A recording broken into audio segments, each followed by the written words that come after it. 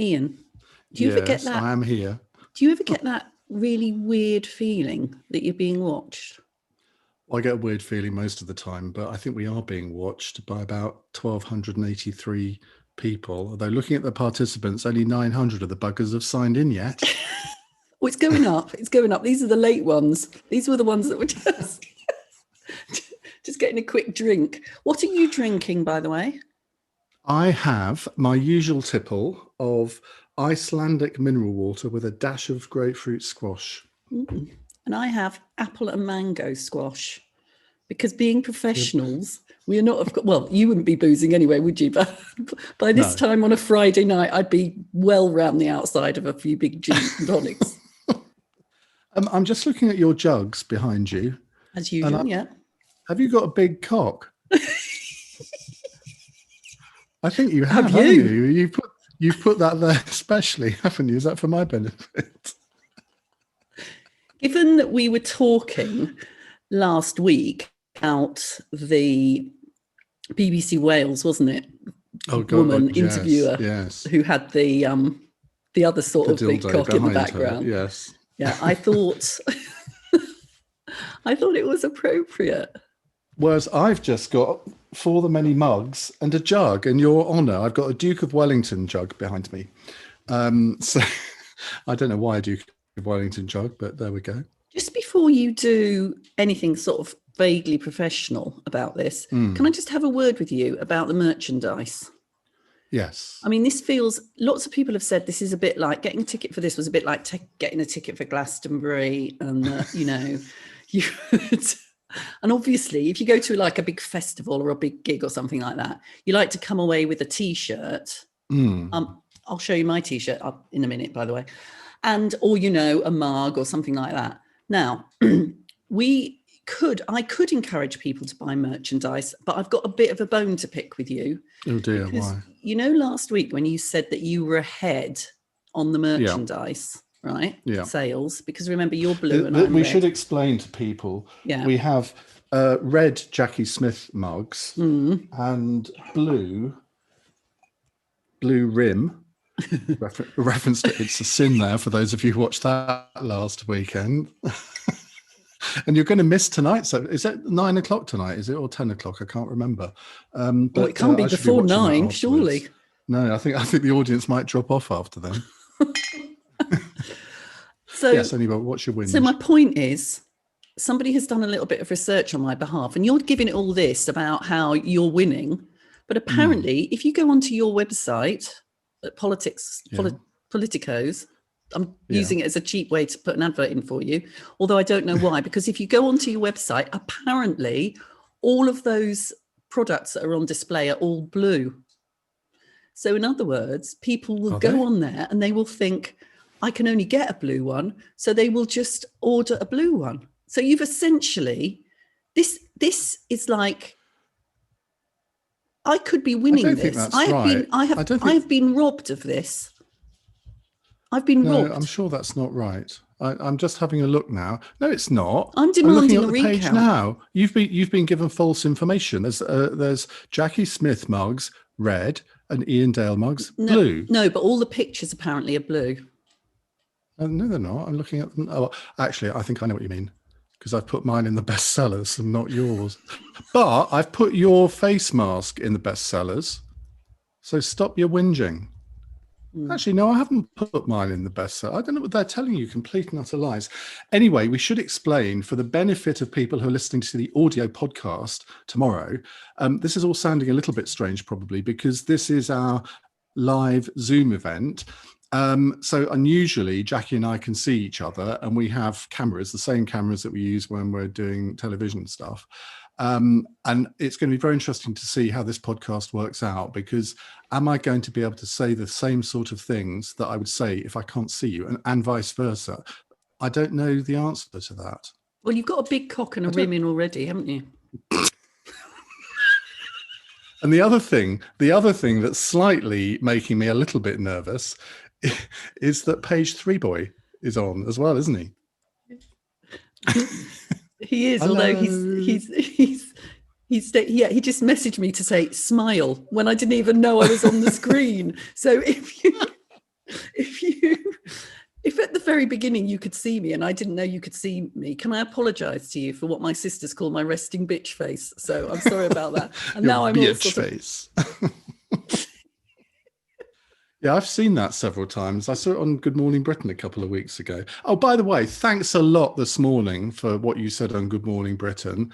Sort of bringing up my walkout again in a completely random way. Thanks a lot for that. Some friend you are.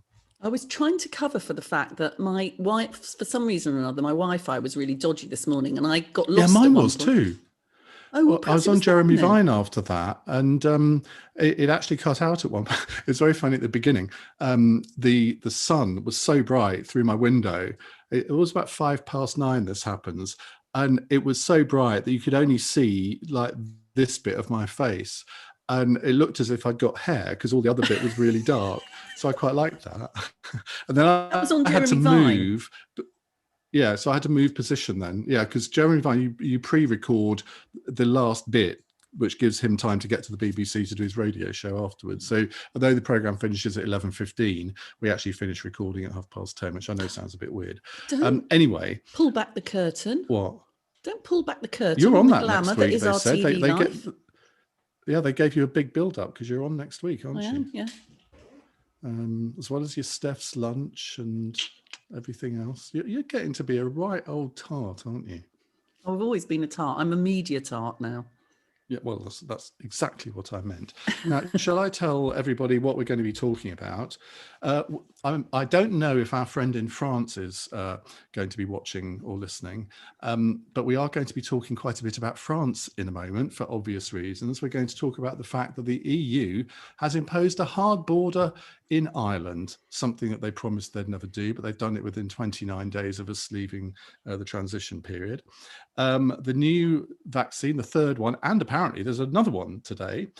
You want to talk about Desmond Swayne, Jacqui. I'm quite happy to do that. Lockdown, Biden, Boris in Scotland, the government's sexist advert, the state of this, which this is Remote Gate, happened this week. We will talk all about that. And you want to talk, I know you've already talked about mugs and face masks and stuff. Yeah. So let's get going. The breaking news as we record this on Friday evening is that well, there are two things really, that the EU has invoked Article 16 of the Northern Ireland Protocol, or Article 16 of something anyway, which means that they've reimposed a hard border or imposed a hard border in Northern Ireland. This has caused outrage among the British government and Arlene Foster, quite understandably. Labour is equally outraged. What level of outrage are you experiencing? I'm experiencing a pretty high level of outrage, whilst at the same time actually now getting quite worried about the way in which the whole vaccine issue is becoming potentially really toxic between the UK and the EU. And I was a bit hopeful earlier on today, because although obviously there has, this has been a story all day today and a little bit yesterday, I was holding on to the view that the EU actually yesterday were expressing that their failure to get as much vaccine as they thought they were going to from the contracts that they'd signed was about a battle, if you like, between them and AstraZeneca. But it appears, firstly, that they're ramping it up through this action, which seems pretty unreasonable. Michael Gove has described it as being wrong because it hasn't given any warning of the use of Article 16 of the Northern Ireland Protocol, and it feels to me as if he's right in saying that. But also because I understand from sources that, for example, German television this evening not only led on the story, but is also very much taking the angle that the reason why the EU hasn't been able to get the amount of vaccine that they thought they'd ordered is because of the UK, and that somehow or another it's our fault for having effectively got in earlier with our order, and of course as well being willing to pay a higher amount of money. So I think this is. But I don't think that's true, is it? I don't think we have paid a higher amount of money. I think we are paying a higher rate. But it is certainly true, of course, that we got in earlier, and it seems so far, fingers crossed, that the orders that we have placed are being fulfilled in the way in which they need to be. Whereas obviously what's happening in the EU is that their orders are not being fulfilled. And I could completely understand the EU being angry about that. I can even understand this call today for the publication of their contract, the sort of transparency around the contract so that people could see whether or not they were being badly treated. But to suggest that somehow or another it's the UK's fault, I think, is ramping up the aggressive rhetoric in a way that is extremely unhelpful. Well, that is what has often happened in history, hasn't it? Whenever there's been a EU-related issue, they invoke it used to be the Wicked Witch of the West, Margaret Thatcher, and it's sort of gone on. Even Tony Blair, I think, experienced this on occasion, where they would blame him for something which was not his doing. And you've had Emmanuel Macron. I mean, I don't know if I sent you this article. I read it earlier on. I mean, it is, I think, unconscionable what he's done. And this is an article in The Guardian, which actually misses the story, I think. The headline is Macron calls for COVID vaccine exports from EU to be controlled.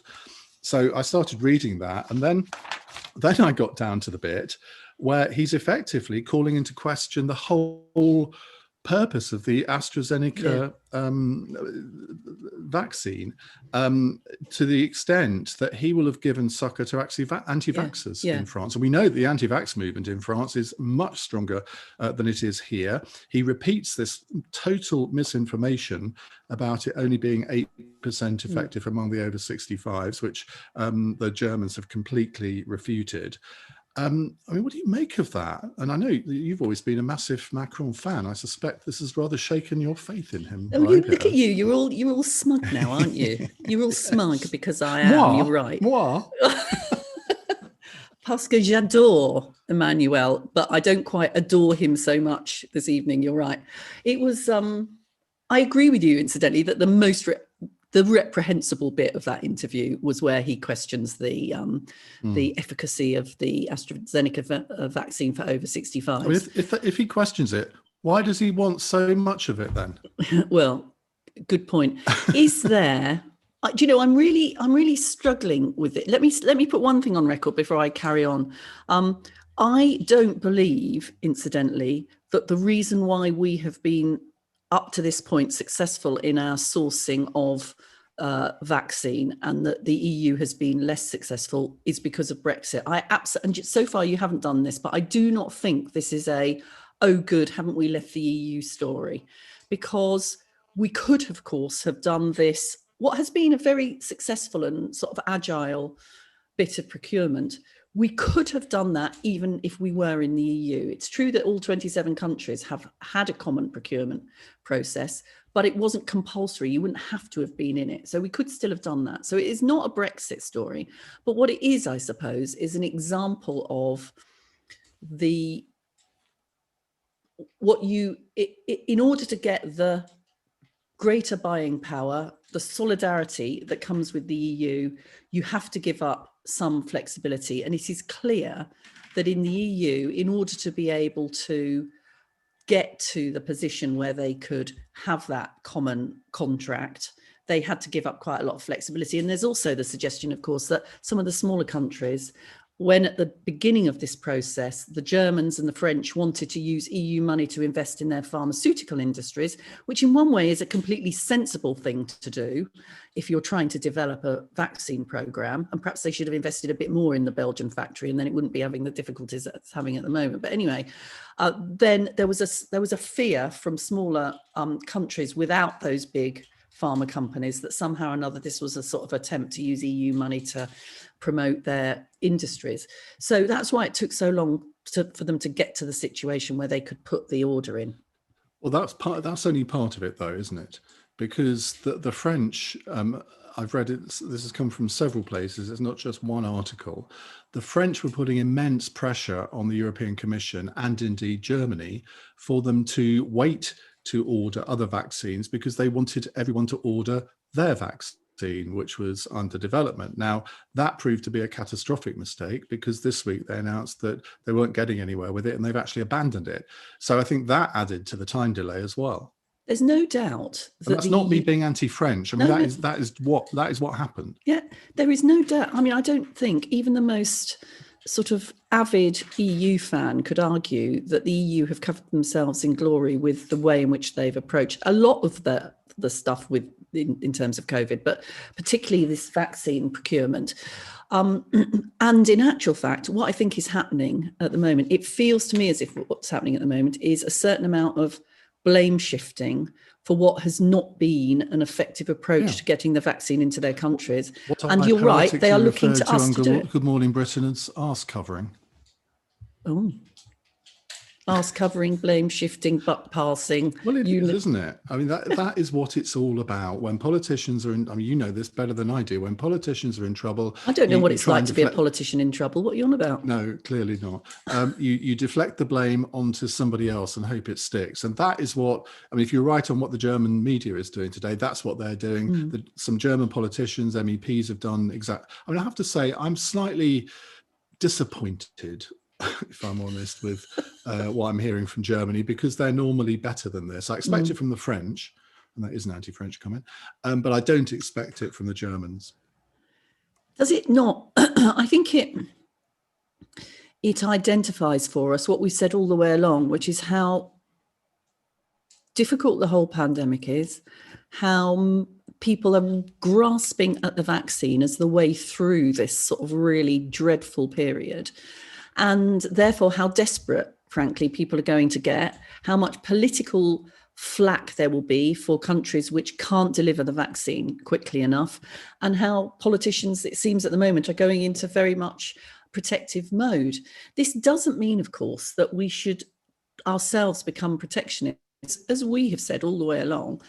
The point about this vaccine, I mean, firstly, the point about this vaccine is it's not about a battle between the UK, the EU, or any other country, frankly. It's about a battle between the virus and the vaccine. That's the race. That's the thing that we need to achieve here. And also, of course, until the world is vaccinated, this pandemic is not over because we've seen that what happens when there are new variants, even when they come from as far away as Brazil and South Africa, never mind the ones that you're responsible for down in Kent, Iain. Then, Is that an anti-Kent comment? Yes, it's an anti-Kent comment. You absolute Kent. Sorry, Graham. Not that one. Not that one, or that one. And instead, I've managed to not say gobsmacked so far. I'm doing well, aren't I? Yeah, very well done. But the Kent variant comes from the North Kent coast, which is a very, very different area to Tunbridge Wells. Let me tell you. Utter snob.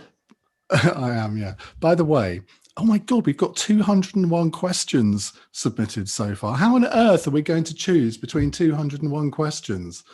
I don't know how we're going to do that. Normally when you do, I do quite a lot of Zoom things with politics. By the way, I think it's next Friday, I'm doing a Zoom event with Swindon Labour Party. Are you? Can you believe? Because I've done quite a few Tory Association events or student Tories, and I do sort of, I don't know, an hour and a half. And there's probably, I don't know, well, it depends. If it's an association, it's normally 3 figures who are watching. But if it's a student thing, it's maybe 20 or 30. But it's always really entertaining. I quite enjoy doing them. And you get, I don't know, 10 or 20 questions.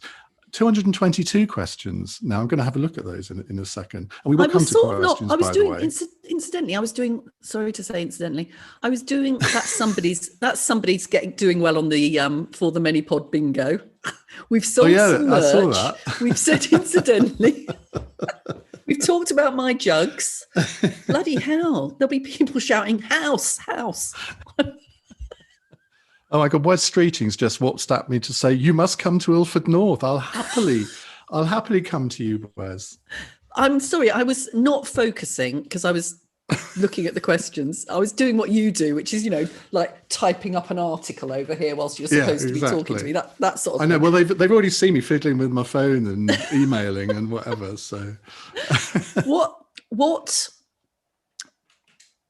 Oh, the lovely Sean has distracted me. Yes. By the way, we should thank Sean. Sean has put all this together. He's the one responsible for this whole event, because we would not have been able to do this without him. So Sean and Julia, thank you very much indeed for putting it all on and hosting it, because we're too technically illiterate to be able to do it. He's just said we've got to look at the questions in the Q&A facility and upvote the questions we want to be read out to make sure it's seen. I think, Sean, you will be able to ask questions yourselves. It won't be just us that read them out. So be prepared to unmute yourself. We don't want one of these embarrassing Downing Street press conference situations, do we? This is the point at which, can I show you my T-shirt? Yeah, be very careful though. Okay, right. Okay, I'm going to stand up now. Ready? What a lovely yes. No, stop it. Honestly, you've let yourself down, you've let the podcast down, you've let your family down. I'm going to get a telling off for that later. Yeah, you are absolutely right, and quite right too. That will be clipped by the Daily Express, you realise now. No. Though actually the YouTube thing isn't working, so maybe it won't. I haven't got anything to stand up and show you. I'm actually wearing just sort of tracksuit pants, pajama stuff. Anyway, let's get back to slagging off the French. Or have we done that? No, I think we've probably done that. No, listen, because the important point I was in the middle of making was, if ever there was a need for international cooperation, it is in the both the production and the research and the distribution of the vaccine. This is this. I sort of feel that I think the developed countries are at very great risk. Look who's come to see everyone. He's a bit reluctant, aren't you, dude? No, he's run out now. What I was saying before I was so rudely interrupted by Dude was the developed countries are at a real risk of looking like ferrets in a sack if we're not careful here, because unless there is international cooperation in developing and distributing the vaccine, we will have let everybody down. Because as we've seen this week, our ability to close our borders has been pretty pitiful, hasn't it? As Keir Starmer rightly says, our schools are closed, yet our borders are still open. Well, I don't think they've even started all the border stuff yet. That's coming in next week, isn't it? Which I just don't understand that. To my mind, if you want to close a border, you do it immediately. Otherwise, what's the point in announcing it a week in advance? And even when you're closing travel corridors, for example, I should say, what's the point of announcing it a week in advance? Naughty.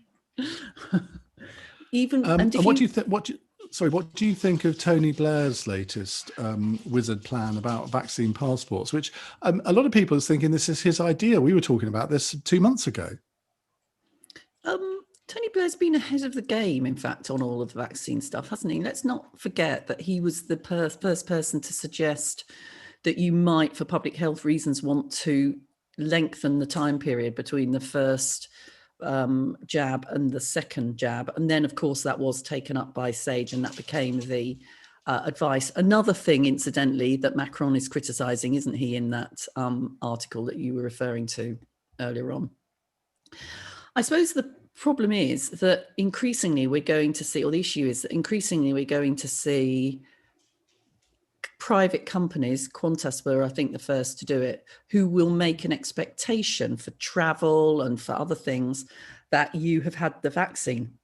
And I don't have a particular problem with that. I'm with the Prime Minister in not wanting to live in a country where vaccination is compulsory. But if you choose not to have the vaccine, there does have to be consequences for you in not having it.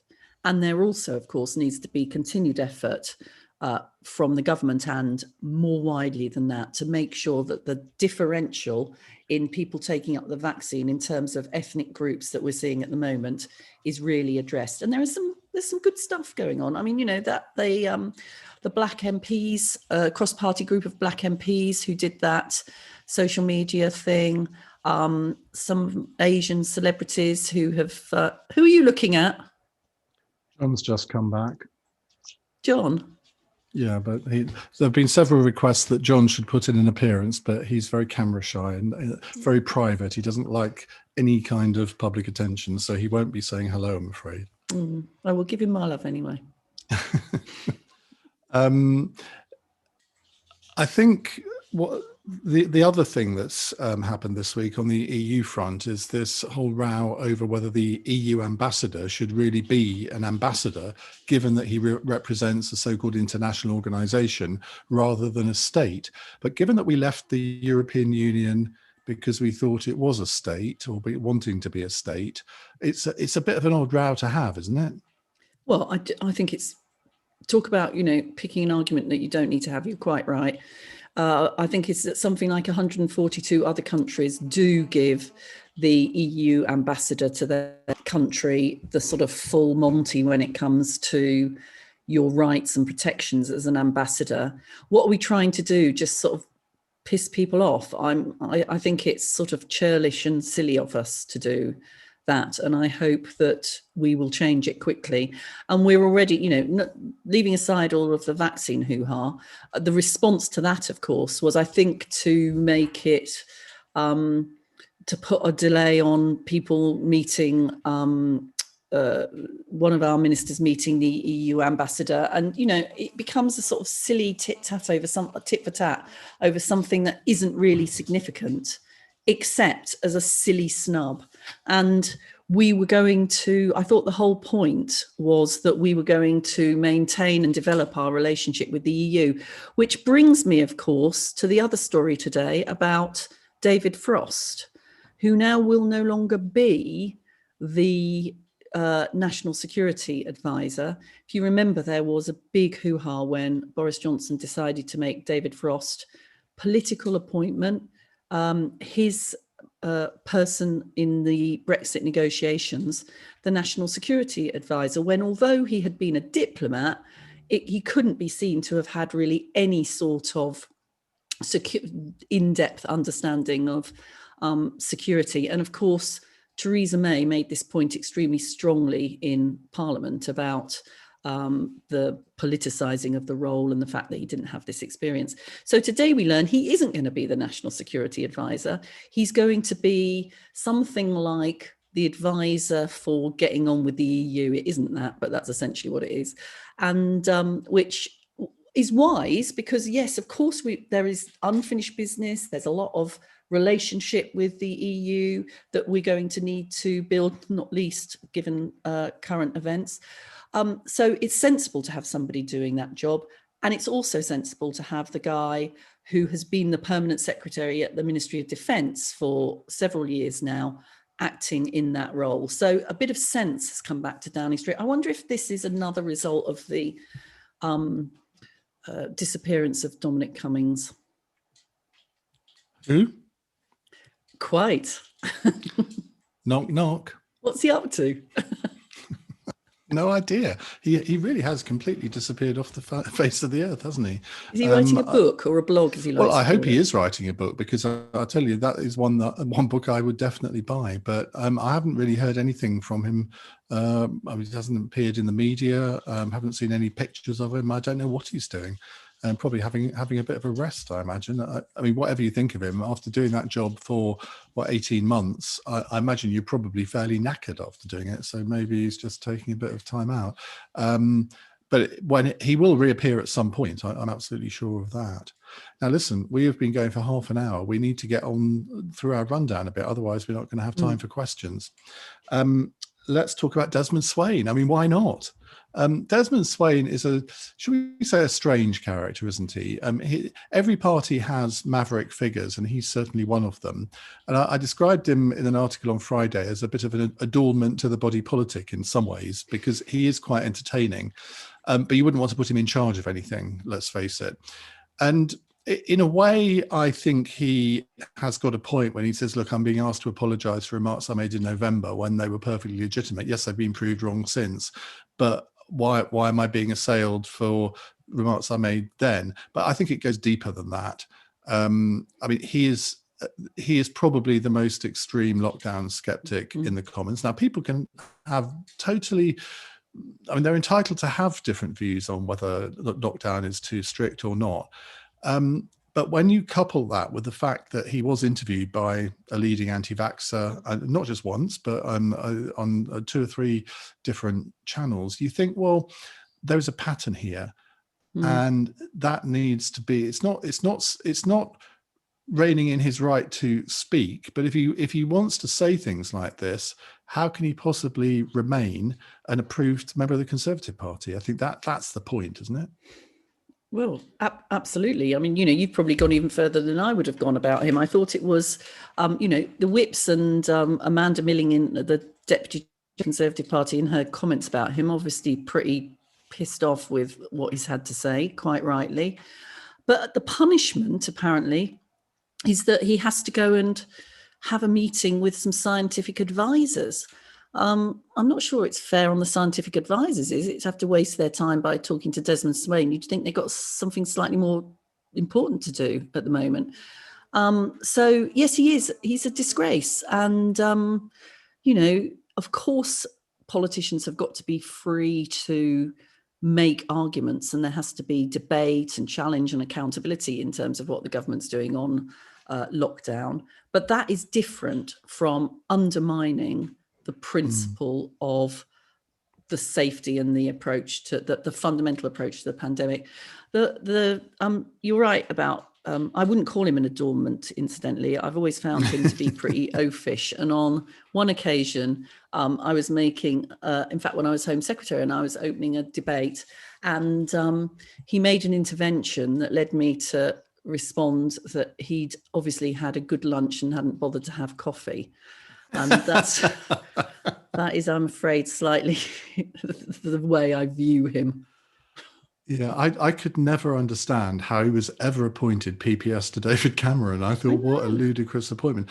But if you read David Cameron's memoirs, he's absolutely adamant that he was a brilliant PPS, because he did tell him all of the things that were going on in the parliamentary party, and that is the job of a PPS. And he had all the gossip, and Cameron absolutely loved a good gossip.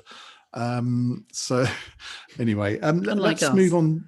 Unlike, because we're not ones to gossip ever. Let's move on to Boris's visit to Scotland.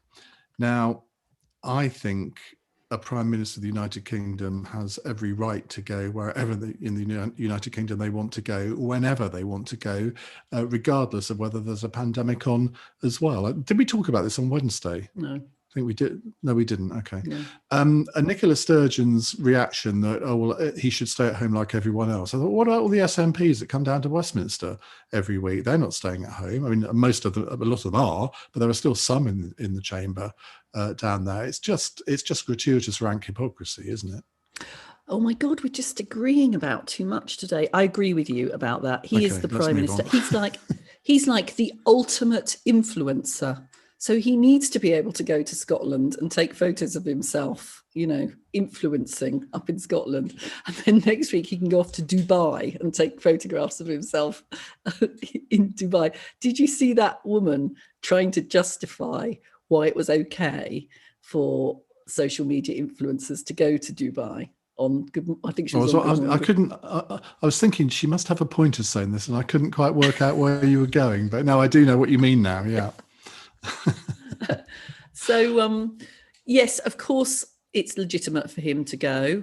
And politically, of course, there's a massive, great big task to be done as far as anybody who sort of wants to protect the union is concerned in the run up to the Scottish elections, because it does seem likely that the SNP will do very well.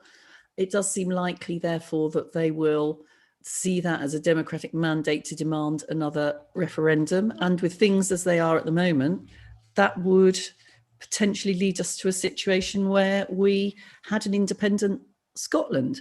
So all mainstream political parties are having to give quite a lot of thought to how they respond to that at the moment. The Labour Party slightly more constructively, I would suggest, in terms of Keir Starmer's approach to saying that we need a new accommodation both within England and with the nations, and asking Gordon Brown to lead this commission on what that might look like and what proposals Labour could bring forward, both for Scotland and, of course, for the regions of the regions of England, and of which course, might end up. If Gordon Brown does lead a commission, then obviously Keir Starmer, when it's finished, can say, "Thank you for all you do." By the way, so I just had a look in the questions and I saw a comment about someone saying that the positioning of my microphone is interesting. You've got a very... Oh, did you get a hot flush then? Oh dear. Look at my big cock. How this will come through on the audio podcast, Christ alone knows. But anyway. We'll have to do a photo alongside it. Do you think that the two people that need to make the case for the union are Gordon Brown and Ruth Davidson?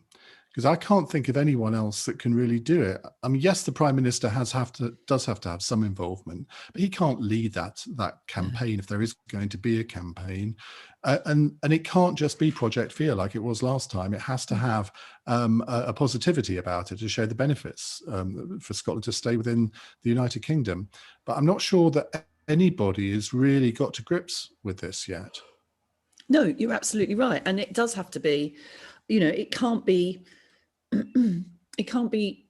English politicians lecturing to Scotland about how great it is that they're attached to us. It has got to be a positive case made by Scots, as of course was more successfully done, wasn't it, in the last referendum campaign, where people like Gordon obviously played a very important role in that, as did Alistair Darling and others. But no, you're right as well about Ruth Davidson. Well. That worked well. Well, it was won. Well, it depends on what side you're on. It was lost, wasn't it, in terms of independence? So it worked. Oh, sorry. I thought you meant the Brexit referendum. No. I meant the last. Okay. I meant that other referendum they had about independence. That one that settled it for a generation. That one. That was once in a lifetime. Yeah, 7 years ago. Have you been following this court case in Edinburgh with Craig Murray, the former? Yeah, I know. That's my reaction to him as well. But I did read his entire deposition to the court. And this is all about Alex Salmond and Nicola Sturgeon, who knew what when. Right. And he claims that he's got lots of information. And it was fascinating reading. It is well worth a read. And this hasn't really got much coverage in the UK media, but it's big news in Scotland. And I think it's coming to finish next week. And I mean, he's naming a lot of names. What's his interest in this? What's his virus? Why is he involved? He now lives in Scotland and has done for some time, I think.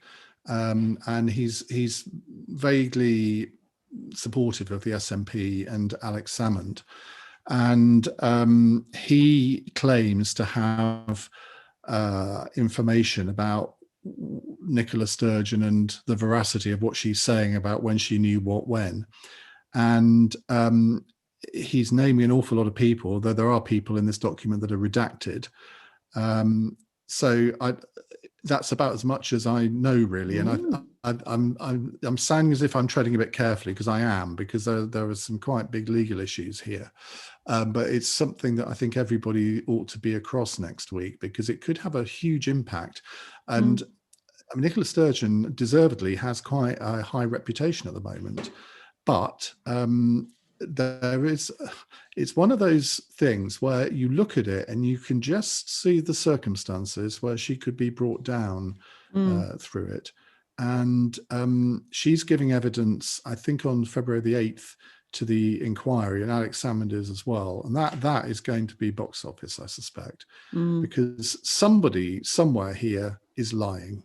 And it's either Nicola Sturgeon or it's Alex Salmond. Now, people can draw their own conclusions about which it's more likely to be based on their own prejudices.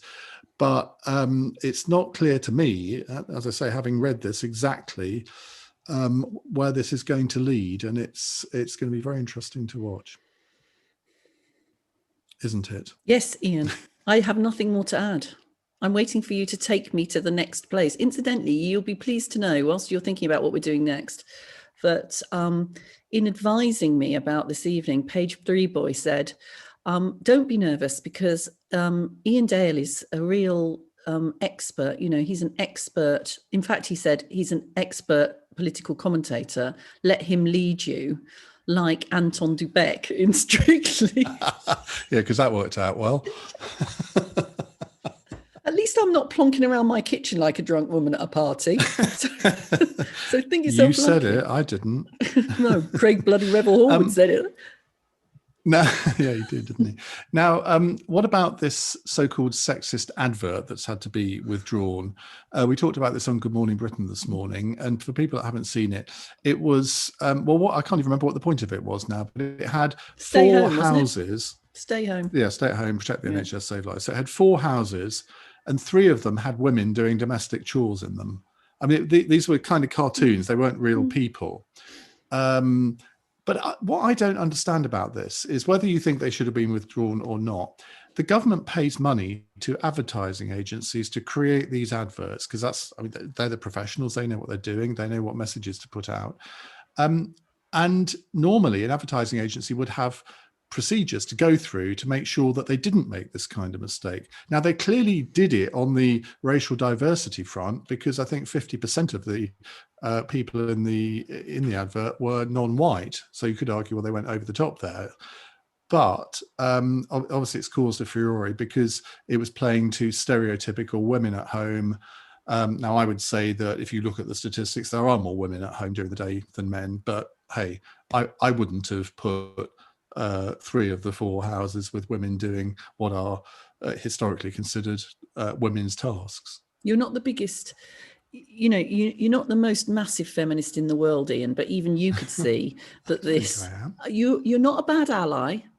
I have to say, to be honest, you're not a bad ally. I'm not a sister. But even you could see that this was a just sort of crass advert.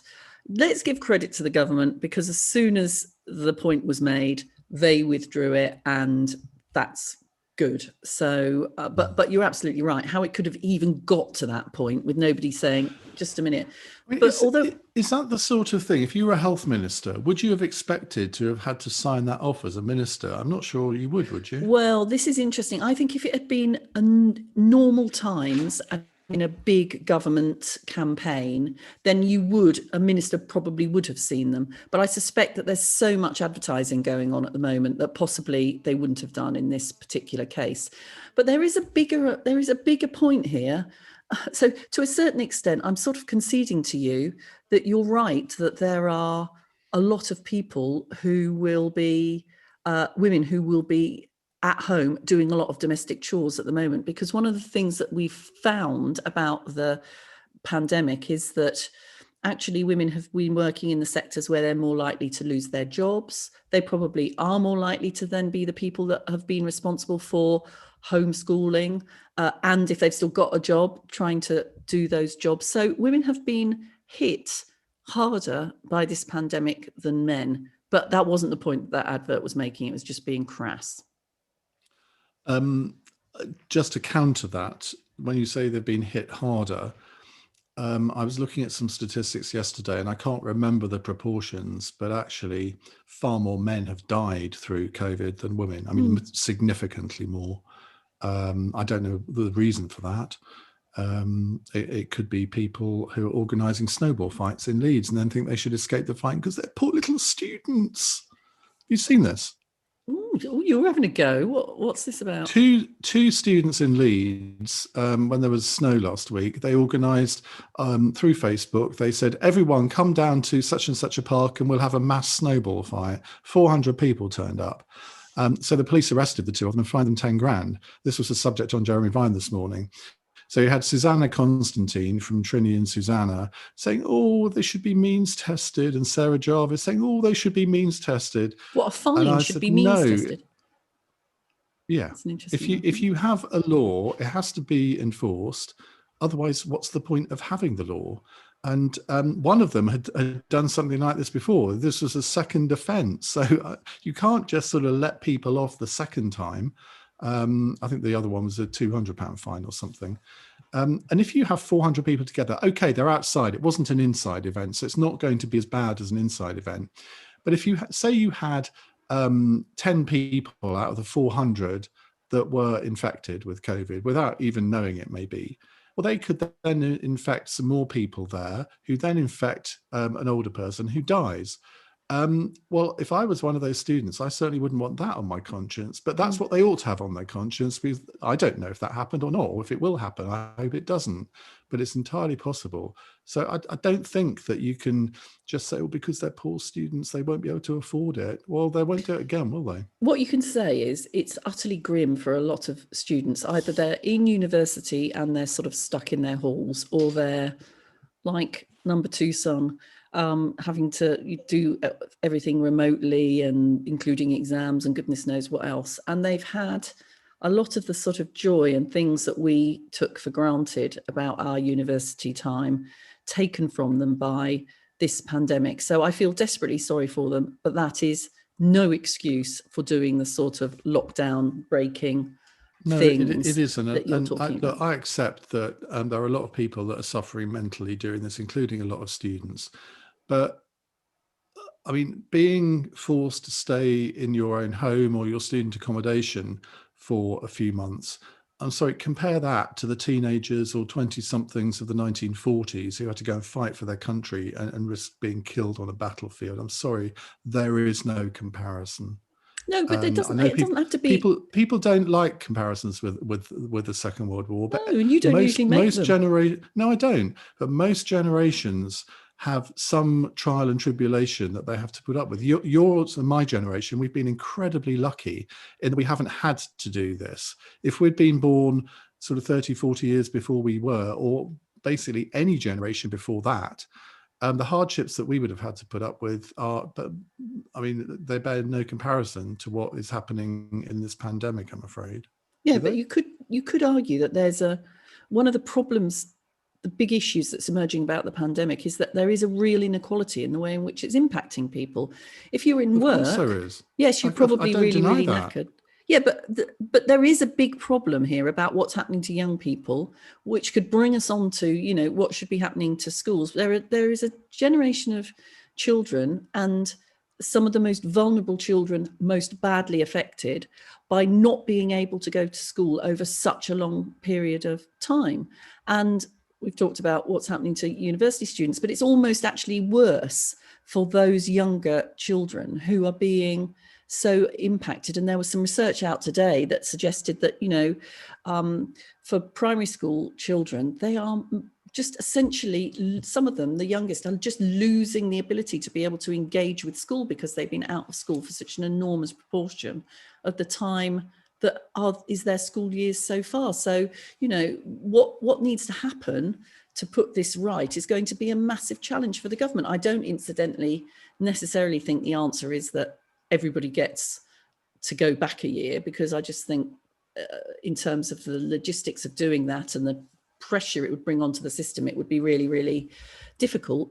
But I do think that the government has to start putting together a more coherent plan for the catch up and the support for the most vulnerable children than they have done so far. I think we should move to questions. There were a few things on the list that we haven't covered, but I think we should move to questions, don't you? Because I'm going to ask Sean to pick people to unmute and video, and so we can do some of you on screen, hopefully. But while he decides how he's going to do that, text me, Sean. He says I've got to use the upvote. What's the upvote? I have no idea what you're talking about. Oh, we're going to go to Noah Keat. Let's start off with someone we know. Apparently there's been lots of trolls in the comments, people making horrible comments about us. But I think Sean's got rid of them. So let's start off with Noah. Are you there, Noah? This is all going to go terribly well, isn't it? I can tell already. Or should we do an email question first while Noah is sorting himself out? Let's do this question from Mal Herdage, who says, I was in a trendy Stoke Newington cafe waiting for an overpriced coffee when I heard a couple of youngsters discussing their preferred chocolate and referring to organic production and ethical sourcing as well, 70% dark chocolate, etc. It got me wondering about your confectionery preferences. Iain, you sound like a Werther's original kind of guy. Jacqui, I suspect you like to be seen with a green and black's mulled and salt caramel, but what you really like is a finger of fudge. A finger of fudge is just enough to give your kids a treat. That was a bit of a questionable lyric for an advert, wasn't it? So what are your confectionery habits, Jacqui? I actually do not like salted caramel. I think it's a bit of an abomination. And it's become ubiquitous, and everything is now salted caramel flavour, hot cross buns, you name it. So I'm a bit anti that. But the last chocolate I bought was 70% dark chocolate with ginger and orange, and I bought it from Waitrose. So that just sort of tells you everything you need to know about me. Really, wasn't he? Yeah, I like fruit gums. That's my favourite confectionery. Fruit gums? I love fruit gums. Yeah. What's wrong with fruit gums? And fruit pastels, love them. It's just a bit sort of naff, isn't it? Why is it naff? Well, just because I like it, it's naff. Do you, with the fruit pastels, do you do that thing where you have to not chew? Do you do that thing where you just suck it and you don't chew it? On occasion. Do you like opal fruits made to make your mouth water? Beep. I used to like spangles. Oh God, cliche. Fruit salads. And in our day, you could get 4 of those for a penny, couldn't you? You could. I remember the days you could get 8 for a penny. Oh. I used to get them on my way home from Ashton County Primary School. No, knowing why my teeth is so terrible. From what you said last week, you bought 4 of them and you shoplifted the other 4, didn't you? That's true, yeah. Actually, no, I know I wasn't into that in those days. It was only in my middle teenage years did I do that sort of thing. But it didn't last long after I was caught. Are we getting Noah Keat? Sean is telling me that he says Noah will work. Noah, are you there? No, we're not getting. See, Alex Phillips is there. Alex, you need to unmute yourself, and hopefully we can and you can start your video, and then we can see you, which would be nice. But that's not happening yet, is it? God. Hi. Oh no. Alex. Hello. Hello. Where are you, Alex? I'm actually one of those Brussels people you keep talking about. Oh, there's trouble coming in. I live here, but I don't work for the EU. Thank God for that. And what's your question, Alex? I actually can't even see my question anymore. But so from memory, in a parallel life, you're a GB athlete preparing or praying that the Tokyo Olympics are going to go ahead. Which discipline or which sport will you be competing in? What are your chances of winning? And what are you going to be getting up to in the athletes' village? And unfortunately, Iain, they've only got rooms for 2 people, not for 3. If you didn't hear the Wednesday podcast, you won't know what that means. I'm not in a sauna, no. Are you in a sauna? You are. No, I'm not in a sauna. That's very, very European of you. You're going to run out and roll around in some snow or something in a minute. Yeah, that's what we get up to all the time over here.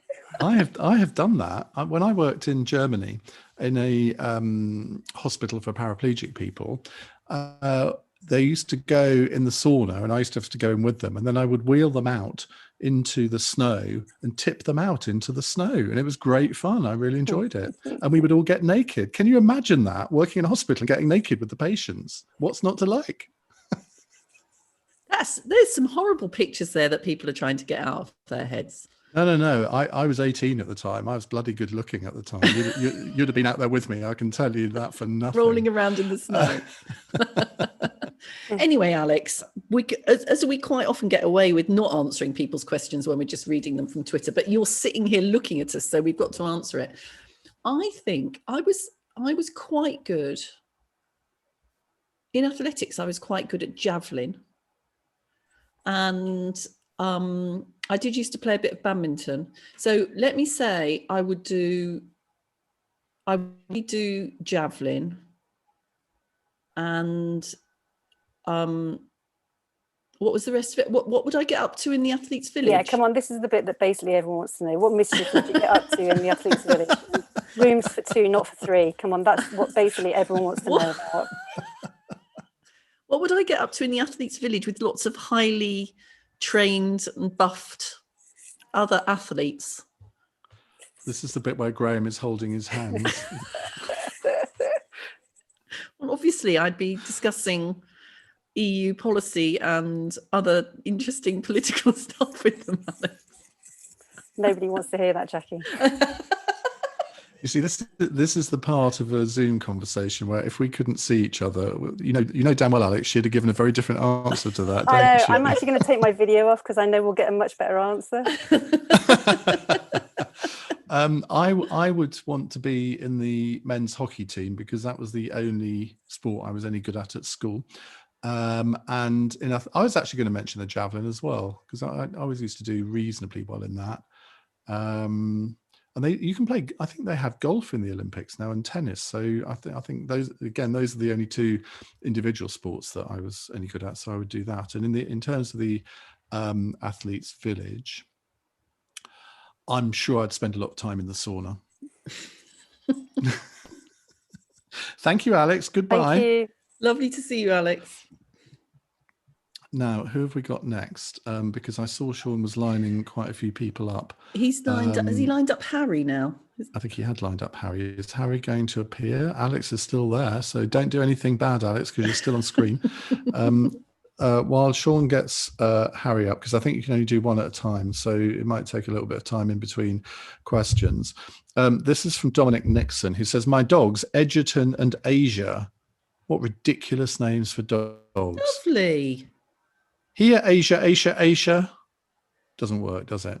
The dogs are hoping that tonight's Zoom format is not a success. They love your podcast format as it means they get extra long walks twice a week while I listen to For the Many.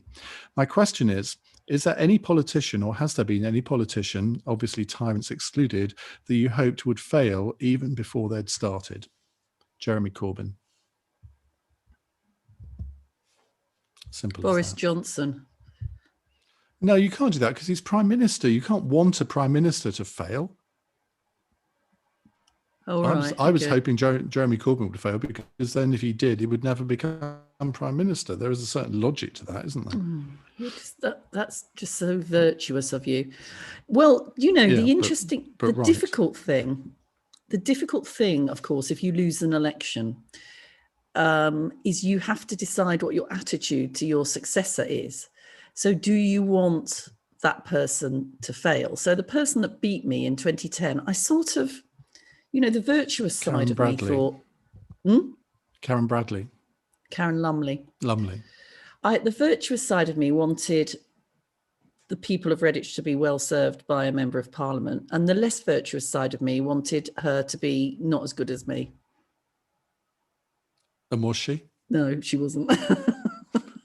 I've actually got, that reminds me of a story. I can't remember what the occasion was, but my producer was very excited to tell me that Karen Bradley was coming on the show when she was Secretary of State for Northern Ireland. And I thought, that's a bit weird. Why would she be coming on tonight? And I thought, fine.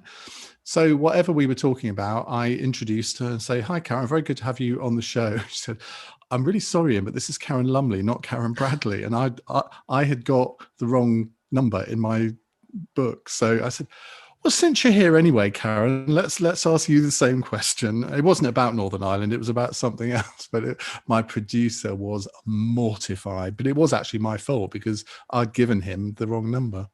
But it was it was quite. Well, you just have to sort of deal with it, don't you? There's nothing you can do. So was she as good as me or not?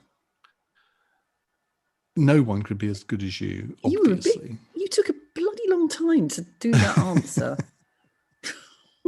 don't think we'd have lasted 3 years, would we? Or no, more than 3 years now doing this, if I thought that. Now we have Harry Bowden with us. Harry, you've unmuted yourself. Where are you, Harry? What do you do? No, you haven't unmuted yourself, have you? You're unmuted, but we can't hear you. Sean, you need to do something, I think, to make us be able to hear lovely him. as well. Stop playing the MILF. Why can't we hear Harry? Like we want gilf. to hear Harry. A gilf? What, Yeah. you? Grandma. What? Oh, no, you're not a grandma. Well, we can't seem to hear Harry at the moment. Harry, have you got your microphone switched on at your end? I know you've unmuted yourself, but that doesn't mean to say that your microphone is gone. Well, it was We've got nice his question, Harry. though. Harry's question Have is, we? All right. yeah, Okay, how much do you think it's Boris's personality that has caused some of the mistakes and the position we are in now? Do you think if we replaced him with any previous prime minister over the past 40 years, they would be in a different position, e.g. not 100,000 deaths, etc.? I do. Well, the honest answer is we will never know, but there were mistakes that were made. Were they down to his personality? I'm trying to think of something that I would actually definitely put down to his personality. Possibly the fact that he is always wanting to be optimistic. I think that might possibly have delayed a few decisions along the way, which had they been made earlier, you could argue that we might not be quite in the same situation. Doesn't he want to be liked a bit too much? So he actually doesn't like doing the difficult things. That's been a bad part of the whole process. Yeah, and I mean that is not a very good attribute for a prime minister. John Major, I think, suffered the same thing.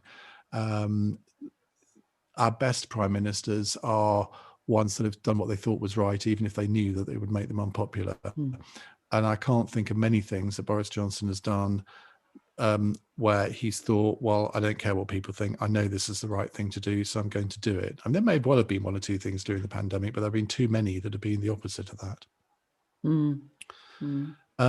Jane in California says, I cannot tell you how much I love your smutty pants. Please put me down for a pair of next slide, please.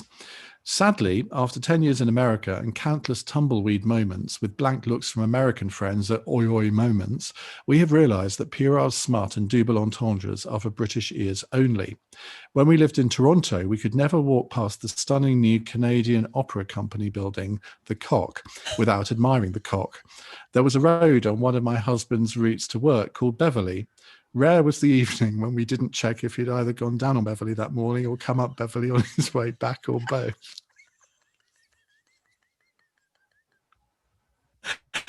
Well, when I discovered a brilliant chain of stores called Dick's Sporting Goods, I was so excited. I love Dick's. I frequently Google for Dick's near me. And if you or Jacqui ever come to California, I will be delighted to show you all our wonderful local Dick's. Anyway, that shared silly joy of smut is one of the things that we miss most about home now that we're here in the States.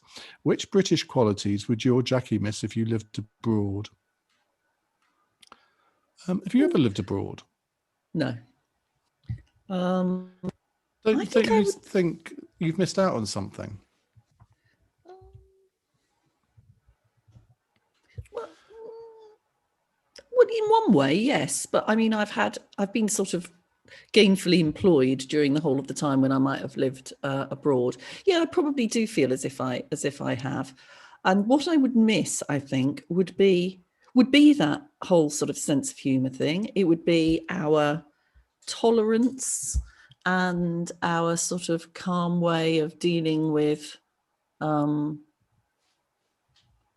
tendency not to sort of overreact to things, but a certain stoicism, which I think are British, aren't they? Can I take this opportunity to tell a pants story, by the way, that one of my former colleagues told me, and that you can think about which British values you like, Iain. So she says, Not long after she was elected, a friend bought her I Love Tony Blair knickers from Politicos for a joke, and she kept them unused for several years. And when her daughter was about 6, she came across the knickers whilst they were sorting through a box, and they had a laugh about them. She didn't think any more about it until a few days later, when the teacher, when she was at school picking up her daughter, and the teacher came to the door and could barely tell her the story for laughing. She said that her daughter had arrived in class and promptly announced that her mummy had a pair of I Love Tony Blair knickers to the whole class. So what did Caroline Flint say to all of It was not it was not Caroline Flint. Who was it then? It was repeated by the teacher. No, she's asked me not to say. But that's the danger. That's the danger of leaving your pants about. And not the only danger, of course, of leaving your pants about, but what would you miss about Britain?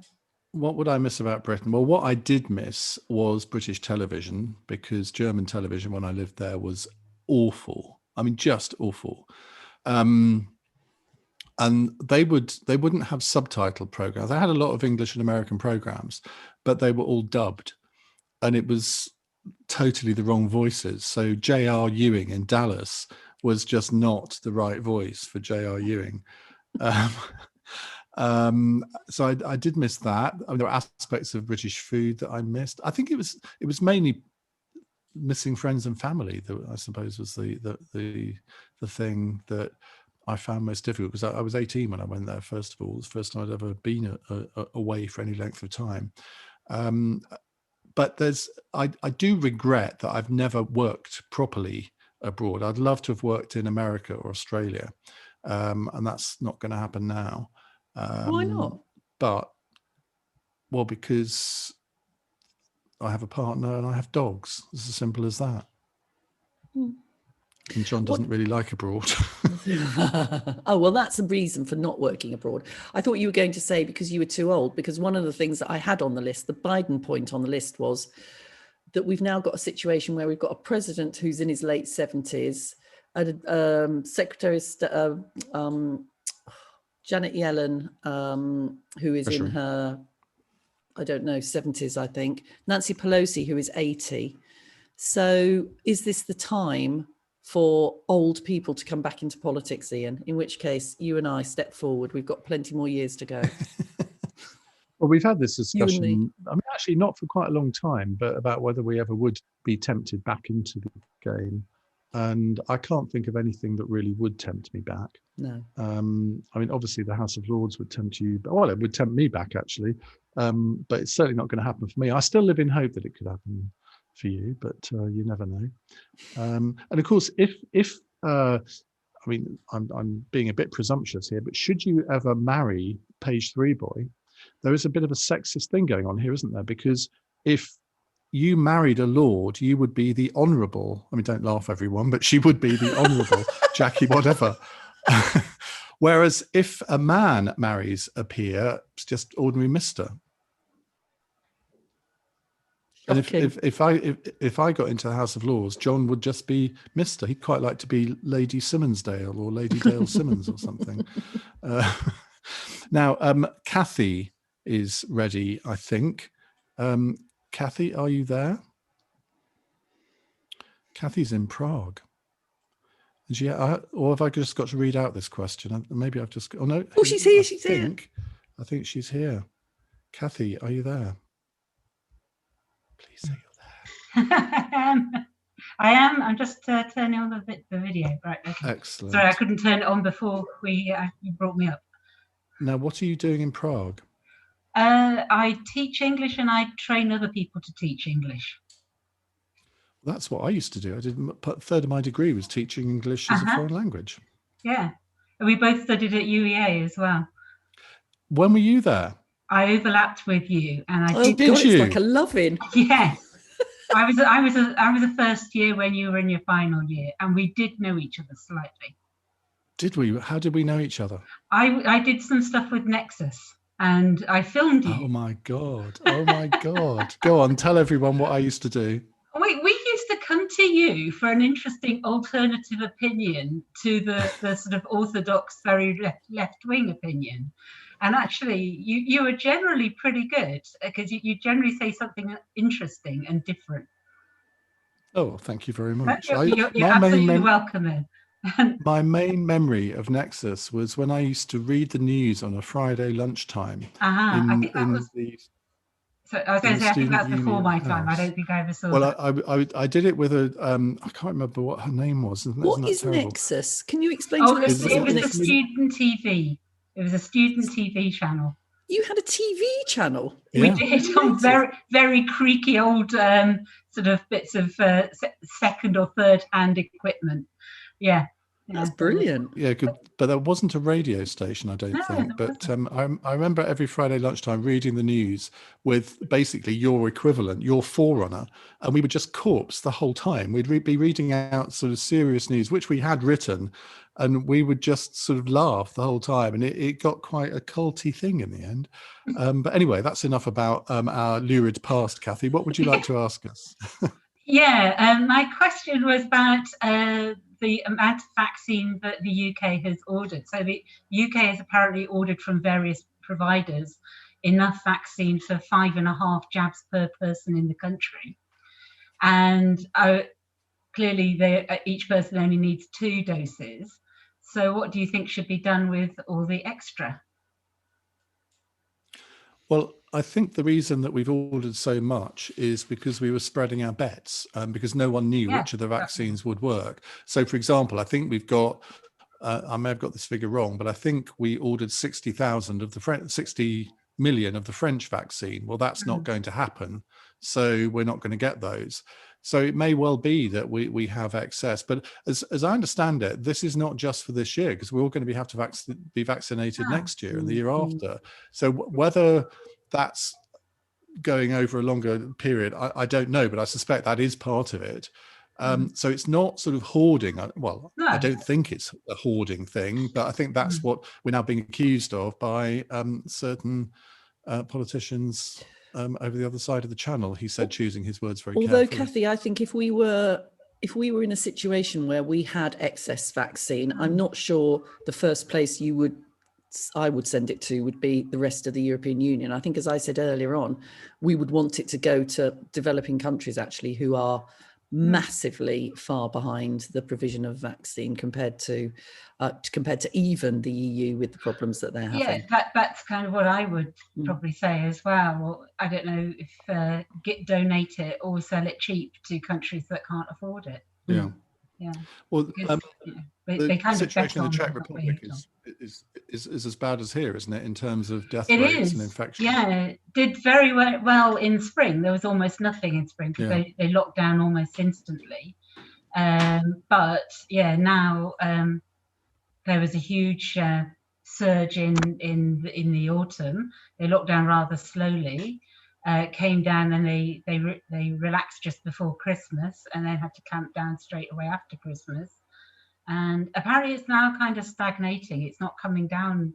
It was coming down, but now that's slowed off, possibly because they've got the Kent variant or North Kent coast. North variant. Kent, yes, please. Oh, who was that just went behind you?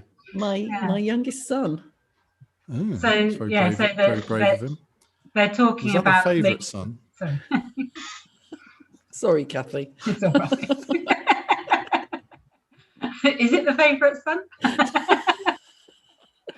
Anyway, it may be because we've got the North Kent variant. It may be because people are not really taking the lockdown quite seriously enough. But yeah. Great. Well, it's been lovely to see you again after all these years. You too. I'm trying to think. It was 15. God, 36 years. Get on with it. Yes, yeah. When you still had hair, yeah. I can testify. Okay, all right. I can testify that you used to have a luxuriant head form. You've had enough time, I think, Kathy. Thank you very much. Okay, bye. Right, the next one up is Tweet Anth. Is Tweet Anth ready? I think it takes a little bit of time to get people logged on and unmuted. So what are you up to next week, Ms. Smith? Well, I am doing I'm doing Jeremy Vine on Tuesday. In terms of the sort of media whoring stuff, I'm doing Jeremy Vine on Tuesday. I'm doing Steph's Packed Lunch on Thursday. I've got lots and lots of meetings and things to do. How about you? What are you up to? I haven't got a clue, to be honest. Shall I have a quick look while Tweet Anth is getting ready, or somebody else? We've got Susie, I think. Have we? Susie, Yeah. hello. Susie needs to unmute.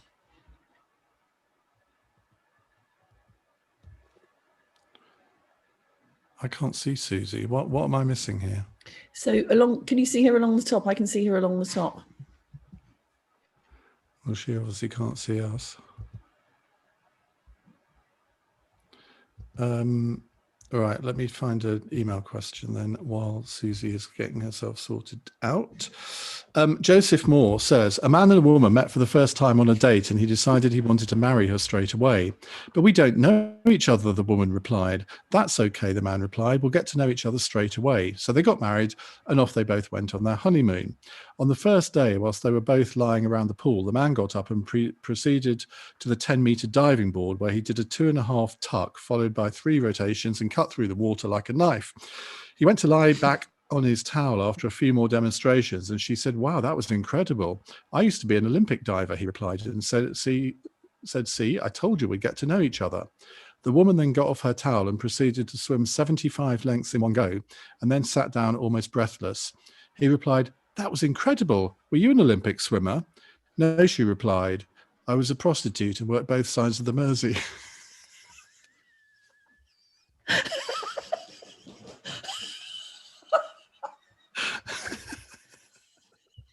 That's quite good, isn't it? Oh, God. Here's another one. You're going to have to tell me if someone's ready, because otherwise I shall keep going. Jordan says, I'm a newcomer to the Before the Many podcast, and a grateful one at that. Isn't it nice to have grateful people? Grateful fans. Yeah. Having been an avid listener to My Dad Wrote a Porno for many years, you can imagine my delight at finding a podcast with just as much smut, which also incorporates the political gossip I love so much.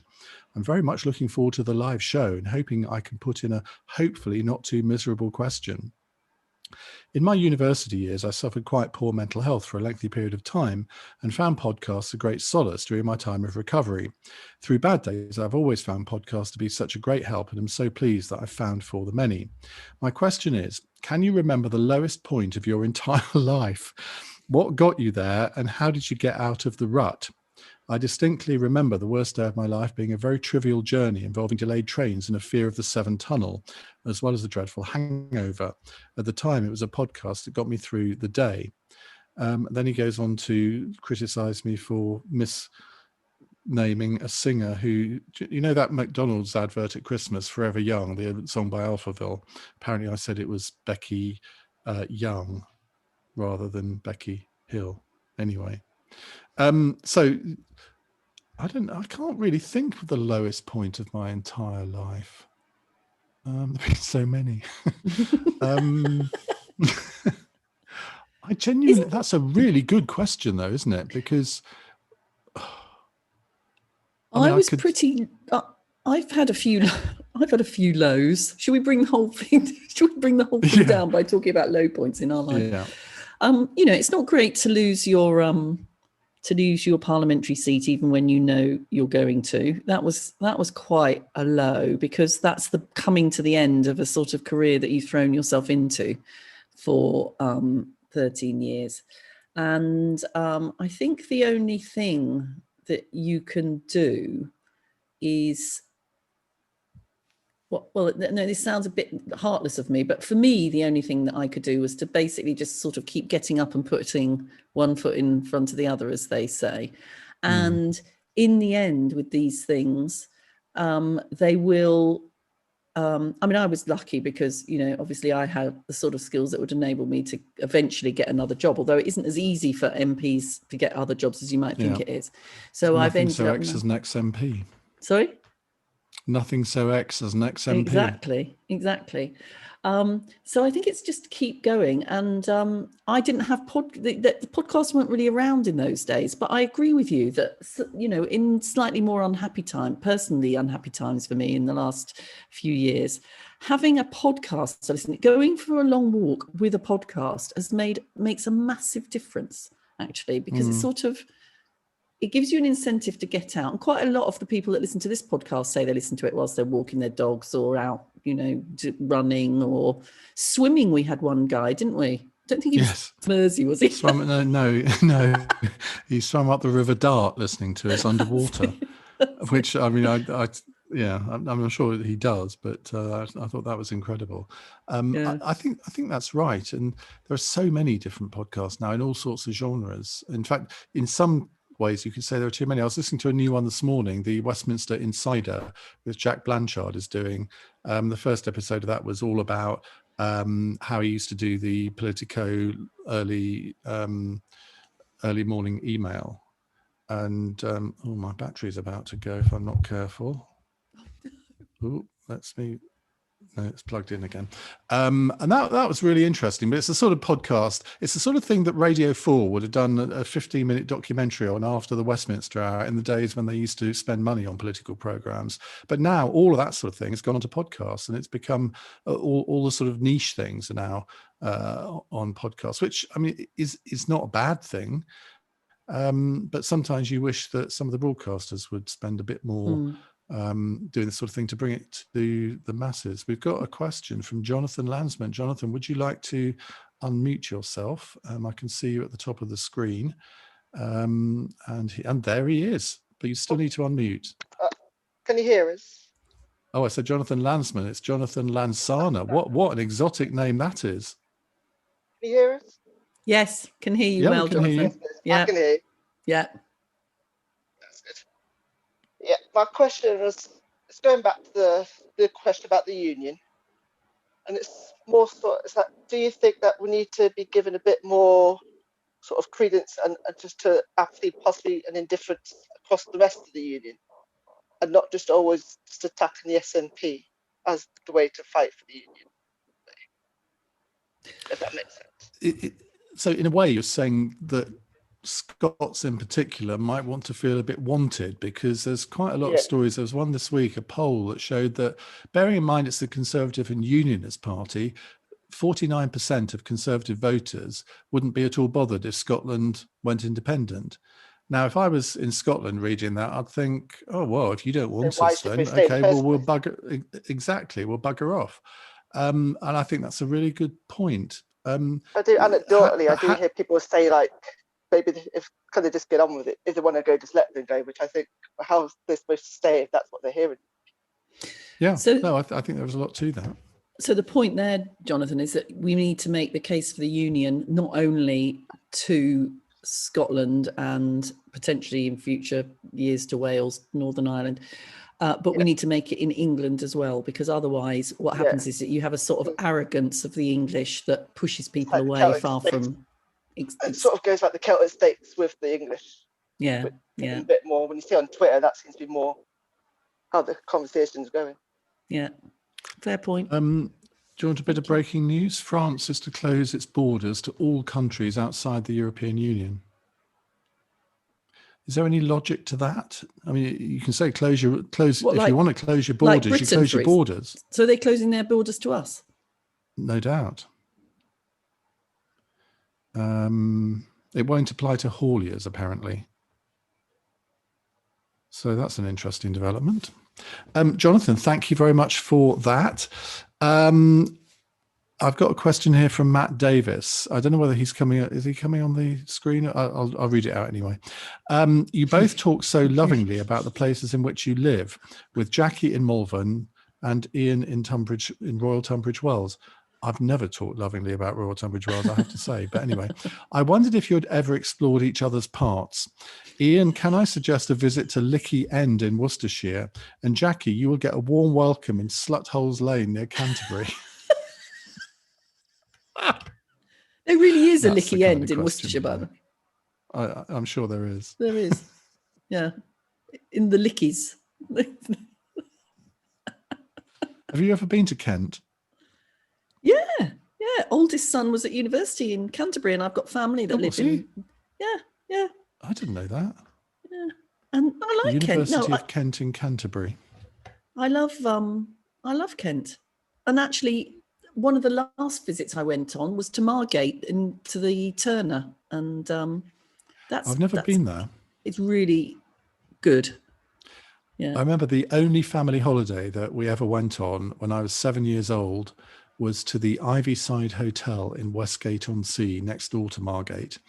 And because my dad was a farmer, so he couldn't really do holidays in the summer for obvious reasons. But my uncle came and looked after the farm. And I think we were there for a week. And we did a day trip on the hovercraft to Boulogne. And that was considered very exotic at the time. And someone phoned in my show the other day from Westgate. And I said, "Oh, is the Ivyside Hotel still there?" And she said, "No, not any longer." But that whole part of the North Kent coast, you got to Whitstable, Herne Bay as well. That has had a bit of a revival in terms of its fortunes, because Margate was really down at heel, but it's become a bit of a cultural centre, hasn't it? it has. Oh, What? I've lost my screen. Why did you say "oh"? Because no, I can still see you. Can you still see me? Yes. Oh, fine. All right. Well, let's just carry on. I can see absolutely nothing, Sean, by the way, apart from a white. But anyway, you carry on. You're in charge, Ian. You carry on. Am I? I don't ever feel in charge of this podcast, I have to tell you. Right. I think we're waiting for Amy to come on screen. Edward says, you see, this is another one of these emails saying, "I just want to say your podcast has got me through some dark times these last 9 months and provided a useful distraction to COVID." We honestly have had so many of these. I think I've had 5 today saying similar things. And I mean, we really do appreciate it, because it was never, it's something we never really thought of when we started it, I suppose. But we're actually providing a public service, a social service, aren't we, Jacqui? For which we get little remuneration. Anyway, he says, "I just wondered, given the latest news regarding closing of borders, would you be able to advise on the following, or put me in touch with anyone that could help? My fiancée arrived here on a tourist visa to visit for Christmas. We're concerned that if she were to leave the UK now, we may not be able to see each other for a long period of time, given the increasing potential for closing the UK border. So we would like to switch to a fiancé visa and settle together in the UK. Current advice suggests she has to return to her country to apply for a new fiancé visa, even if she would not be allowed back into the UK. And this is causing severe distress to us both, having previously been apart for 6 months prior to Christmas. Another long period apart would be crippling. My emails to my local MP keep bouncing. Wonder if you could give any advice. Well, I can't, but having been in charge of the immigration system, I'm rather hoping that you might be able to. Well, I got slightly distracted because I am actually now back. I found my way back. But my first piece of advice would have been go to your MP. What I'm not quite sure why emails to an MP would bounce back. But No, honestly, that is my really. best advice to you. Are you spelling, because it's Lucy Fraser he's talking about here, but you have spelled her name right, because she's got a Z, not an S. So I don't quite understand why that would be. If you want to email me all the details, I will make sure she gets it, Edward. That's the best I can offer, I'm afraid. But I don't know if they've made any allowances for the current conditions in looking at these different kinds of visas. So I imagine that things haven't been amended, but I don't know the answer to that, I'm afraid. Right, it's so much easier when we alternate, isn't it? We have Amy, are you there? Hello, can you hear me okay? We can. Where are you? Hi, I'm at home in bed. So I'm sorry that you joined me in my boudoir. I'm recovering from my coronavirus. Let's face it, it's not the first time. Are you? No, it's not. I often listen to you to help me fall asleep. Not in that way. Oh, thank you. Yeah, sorry. I didn't mean it in that way. Are you feeling better, Amy? Are you on the mend? I had my vaccine today, and it's kind of knocked me a little bit. Just made me sort of like a bit nauseous and a bit dizzy. But yeah, I feel much better. But thank you for asking. Good. Definitely. Good. So I think my question, I can't remember what I asked. Oh yes, it was about lockdown. Whether you'd found this lockdown more difficult. I feel like I have. And I just wondered what you'd felt and your tips to get through it, really. I found it much more difficult this time around. There was something about the first, when you say it like this, it sounds crass, but there was something about the first lockdown that was a bit of a novelty. And it just hasn't felt like it this time. It feels as if it's been going on for far too long. It's much more difficult to think about what things you can look forward to. And we all just feel a bit worn down by the whole thing, don't we? And we're not alone, because there was some research that was published today that says actually that people have, apparently in this lockdown, they've done a lot less exercise, they've been out a lot less, and they've watched a lot more telly. Now, it's not necessarily, to be honest, in these horrible times, you've just got to be kind to yourself, really, haven't you? And if watching telly or a box set or whatever is going to help you to feel better, do it. Although I also do think that just getting a bit of fresh air every day is really important. So I'd been in until about 12:30 from when I got up first thing this morning to do Good Morning Britain with Iain. And I went out and just took a few deep breaths as I wandered up the road to pick something up. And I just felt so much better for doing that. So all of those things, I think, have sort of helped me through lockdown. I've been doing a bit of running, although Page 3 Boy will tell you I haven't been doing enough running this week. And I love my yoga, although I missed it this evening in order to be able to do this podcast. Well, thank you very much. I've made. We much appreciate that. Well, I feel really guilty. Sorry. What are you doing, Iain, to keep yourself going? I feel really guilty because I haven't found it difficult at all. I've actually quite enjoyed it. I've quite enjoyed being at home, not going to London every day. It doesn't bother me at all. If I never went to London again, it wouldn't particularly bother me. I suppose, I miss the human interaction because at the moment I probably only see 2 people. And it isn't the same doing a radio show when you haven't got the producers in front of you that you can bounce off, because I have my tech op Callum. He's my audience, and if I make what I think is a funny comment, I want him to laugh, I want him to react to what I'm saying, and I miss that. But I'm not going to pretend that I found it mentally difficult at all. I think the only difference is that I would say I'm much more keen for it to be over this time than I was before. And we all have to realize it's not going to be over for at least, I think, another 6 weeks. It could even be 2 months. So I don't spend a lot of time thinking, oh, what if, or what am I going to do come the time? I do when I'm watching television programs, which were clearly recorded before the pandemic. You do look now rather wistfully at all the things that people could do in those times, but it's crazy. I don't obsess about it. But sorry, go on. I was going to say I watch a lot of reality TV. You'll probably tell me off for it, but I was watching one program where they were celebrating a birthday. I think it was the Kardashians or something. I'm not covering myself in glory here. And they blew on a birthday cake, all of them together. And I thought, you wouldn't do that now, Amy. You've let yourself down. You've let the podcast down. I'm very sorry. I should have positioned myself in front of my bookcase that has all of your books on. I would have redeemed myself then. Oh, you already have. That is one thing. One thing that I have started to do though is to watch television that is kind of feel good television. Yeah. And every night now, I went through the whole series of Virgin River. I've now started the first series of Chesapeake Shores, which I think a listener to this podcast put me onto. And I've had a couple of other recommendations from people because I don't want to watch particularly challenging programs. It's a Sin, which I shall watch once we finish doing this. That is something which I think is going to be a challenging viewing for the next 3 episodes. But I want to watch things that I don't have to think about things too hard. Where frankly not a lot happens, but it's just kind of nice TV.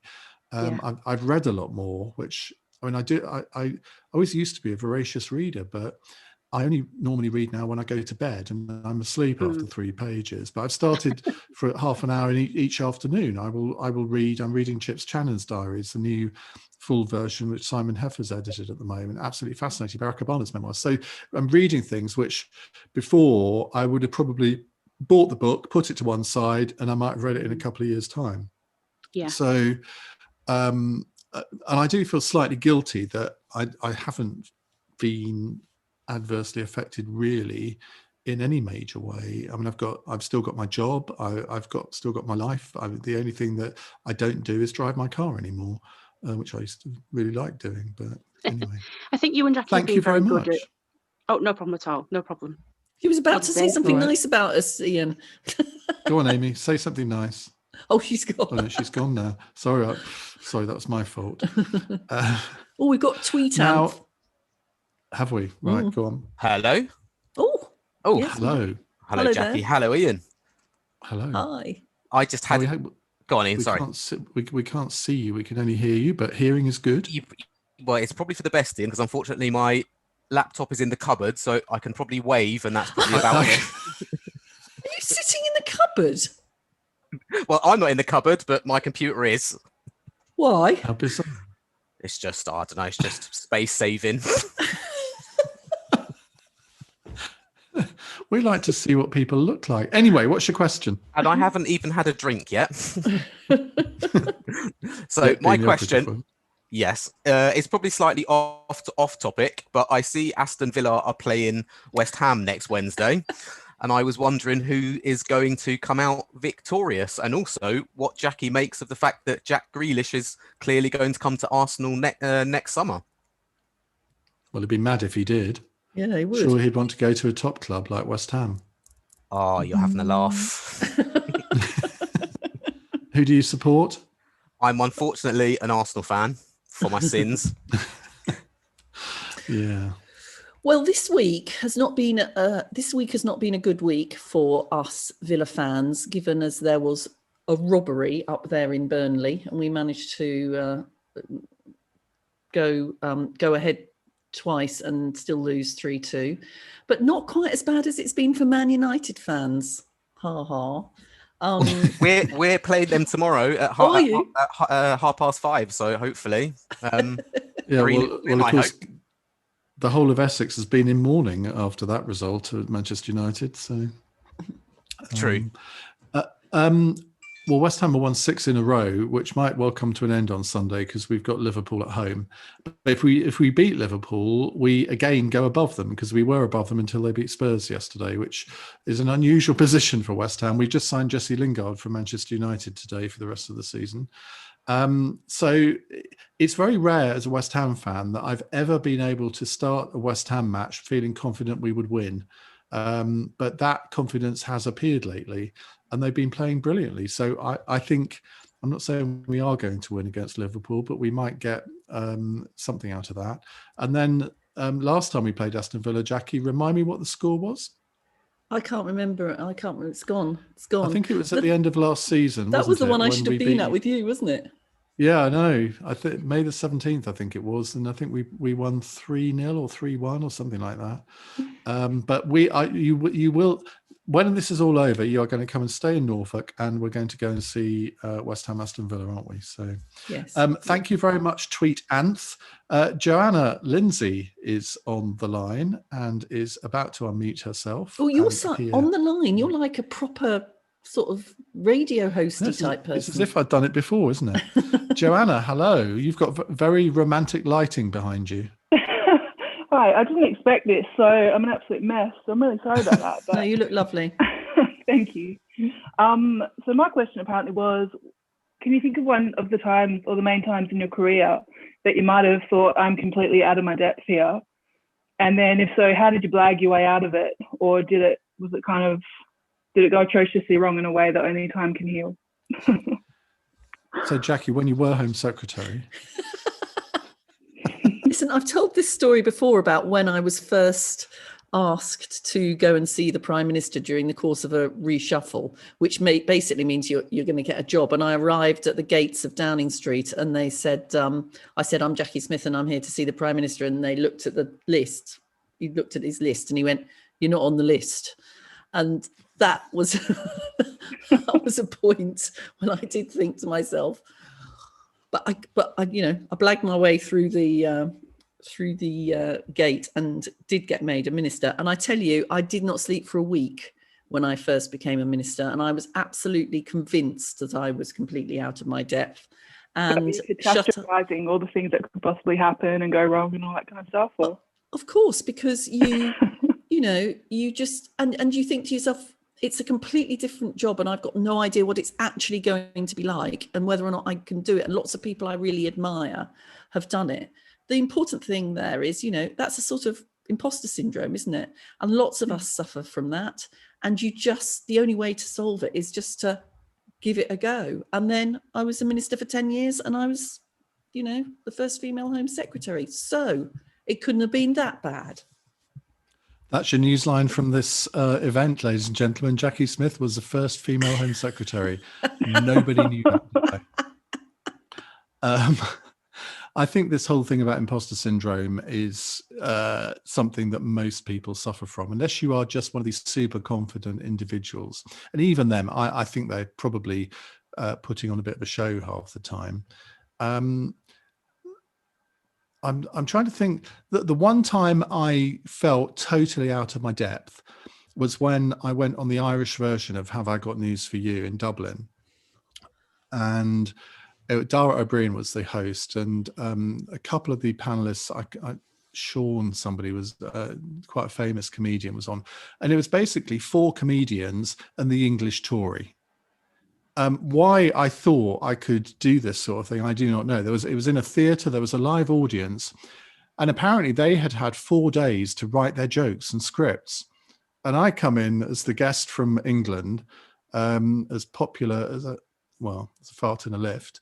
And I discovered then that I wasn't half as funny as I thought I was. And I didn't completely flop, but I decided then that I would never accept an invitation to do something like that again, which was completely out of my comfort zone. I have done things way out of my comfort zone, but I don't. It's like if I ever got asked to go on Have I Got News for You in this country now, I think I'd probably, I'm not sure, I think I'd probably say no. No, I wouldn't. I've said yes, no a lot. Yes. I've said I've said no a lot. Yeah. Recently. Relatively recently, yeah. Yeah. Are those shows actually heavily scripted, where there's quite a lot of planning goes into it, or is it really off the cuff like that? I think it's scripted on the part of the host and Paul Merton and Ian Hislop. I think they do script an awful lot. Yeah, and that's the problem. That's I don't point, think Ian, the guests don't get any advance notice at all. I don't think anyway. So that's you chucked in at the deep end, rabbit in the headlights, that kind of stuff. Yeah, and if you think, when we did Celebrity Pointless, did you know that we won Celebrity Pointless or Pointless Celebrities? May have heard. Yeah. That I found slightly uncomfortable, because there's always a real opportunity on those sorts of programs to make a complete arse of yourself. And now we didn't, but I felt there was a possibility that certainly I might say something completely. But then again, it's recorded, so I suppose I'd cut it out, wouldn't I? I felt completely confident. I don't know what you're on about. I felt completely confident with you. Did you? Well, I felt confident with you, and I actually thought, I remember saying at the time that I thought you sort of basically did much better than I did. But when I watched it when it was live on television, I thought, oh no, I did actually do all right. You did. So, but I can't think of a job that. I remember getting a job with a PR company once and hating it, but it wasn't because I wasn't any good at it or was out of my depth. I just was bored. But I can't think of a job that I've done. I think when I got a job on Lloyd's List as a financial journalist, I could have been totally out of my depth because I knew nothing about insurance, which was what I was supposed to be writing about. And I'd never done journalism before. But I learned, apart from that, but I learned that I could basically write about things I knew nothing about and nobody would notice, which is actually quite a good thing to be able to do.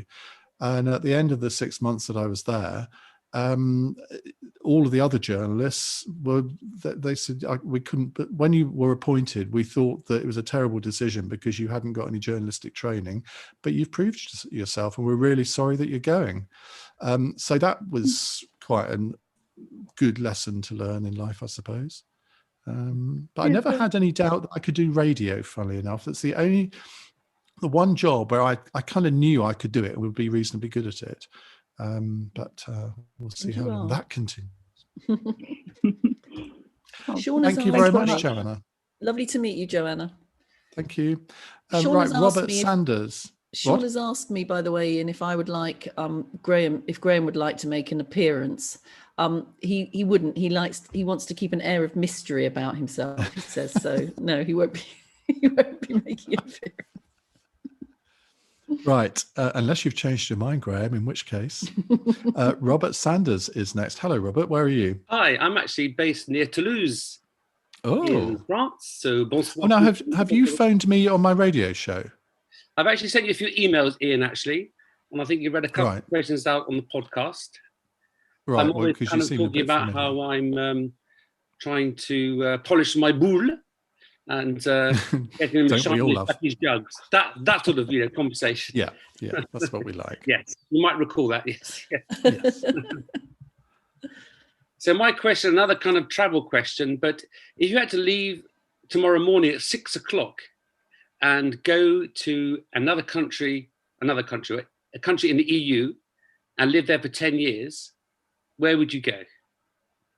You've got to leave tomorrow at 6 o'clock in the morning and go and live there for 10 years in a country in Europe. I'd go to France. Ah, Jacqui. Perhaps we could meet up, Robert. Pas de problème.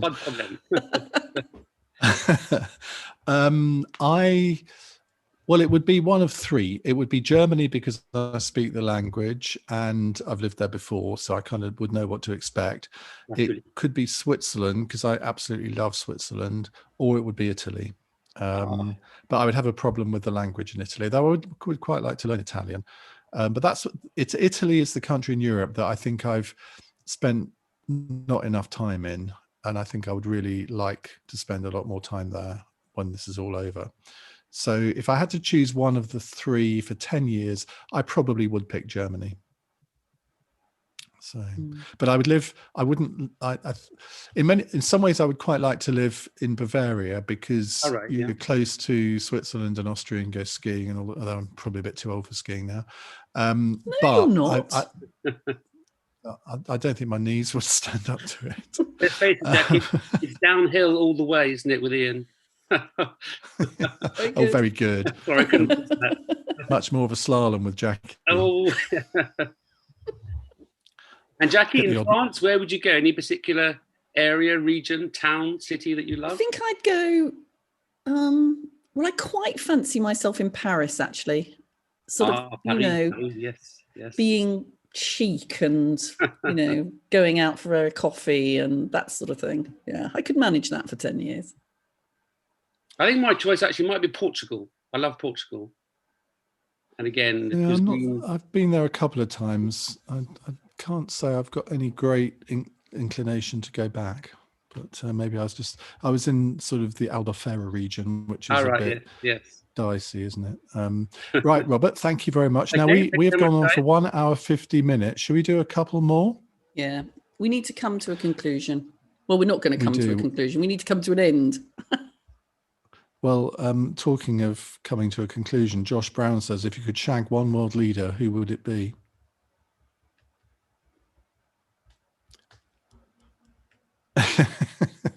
Well, he's slightly blotted his copybook, hasn't he? Yeah, I think, you wouldn't want to. No, not Macron, definitely. Does it have to be a current world leader? I always thought Barack Obama was quite fanciable. That could be another threesome. What, with me? Yeah. Sorry, Graham. Josh Brown has said, ha ha ha ha ha ha ha ha ha ha. Right, we have Stella next. Stella, would you like to unmute and appear in front of us? That would be marvellous if you would. Thank you very much.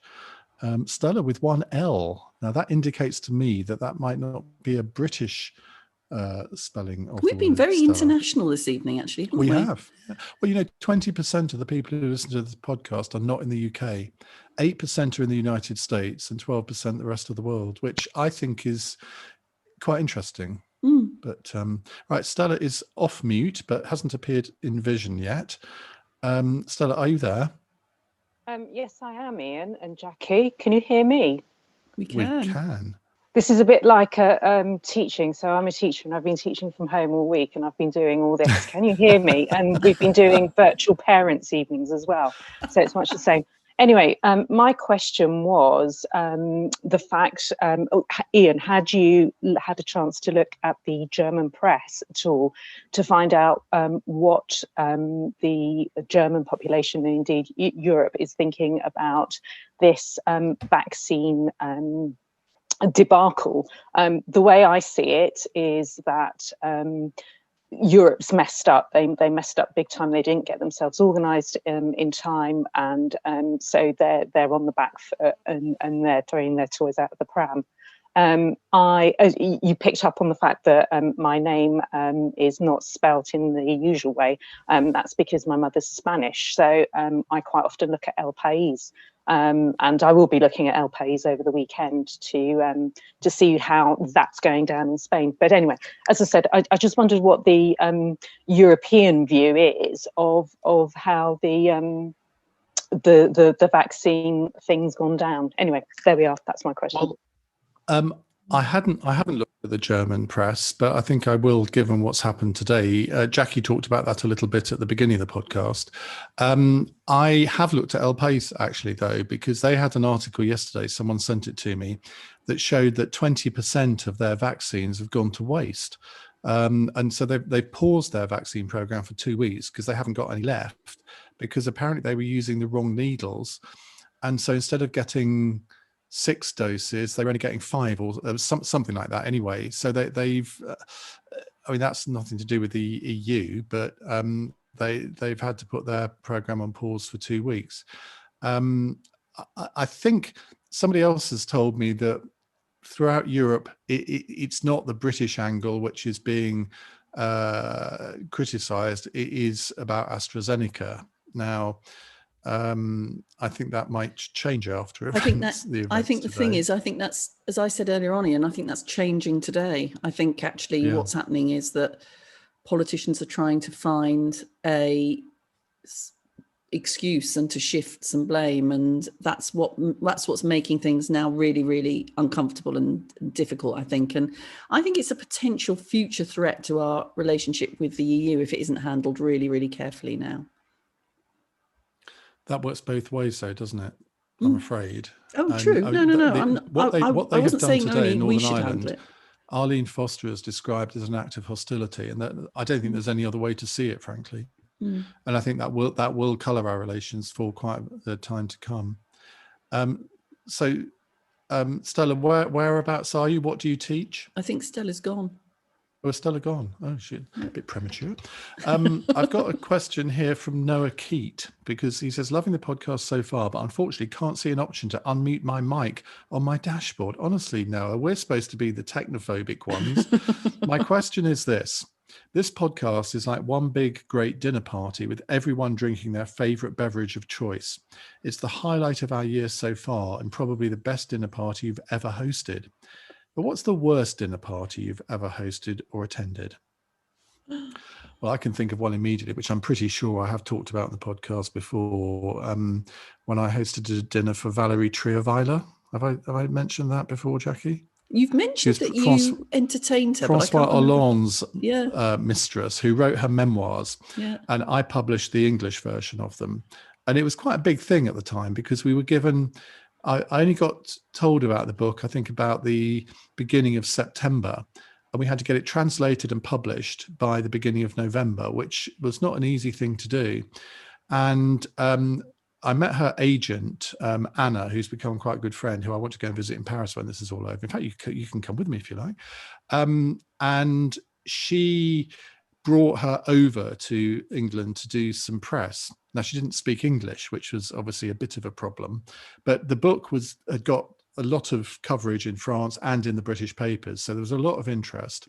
And she did a few interviews, and she brought her son with her, who was a chef.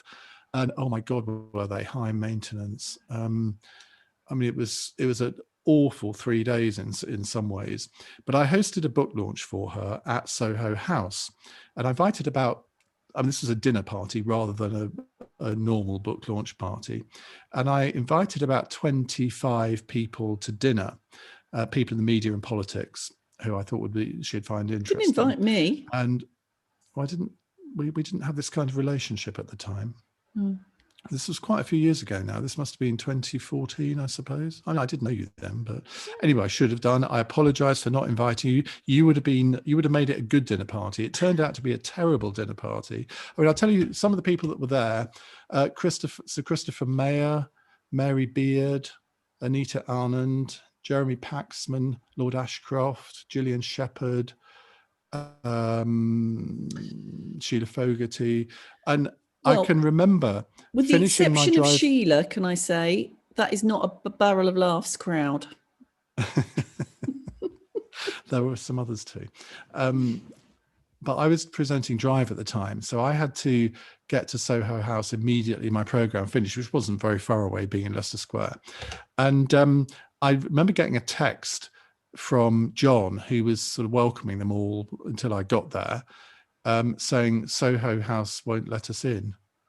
And I can't remember why they wouldn't. And I said, well, you just have to deal with it. There's nothing I can do. I'm on the bloody radio. What do you think I'm supposed to do about it? Anyway, it was all fine in the end. But Gillian Shepherd sat next to her because she did speak French. And so she was doing quite a lot of translating for her. And I think Lord Ashcroft was the other side. And I was supposed to sit opposite her, next to Jeremy Paxman, who I knew a bit, but not well. But I thought I'd quite like to sort of get to know him a bit better. And so I, at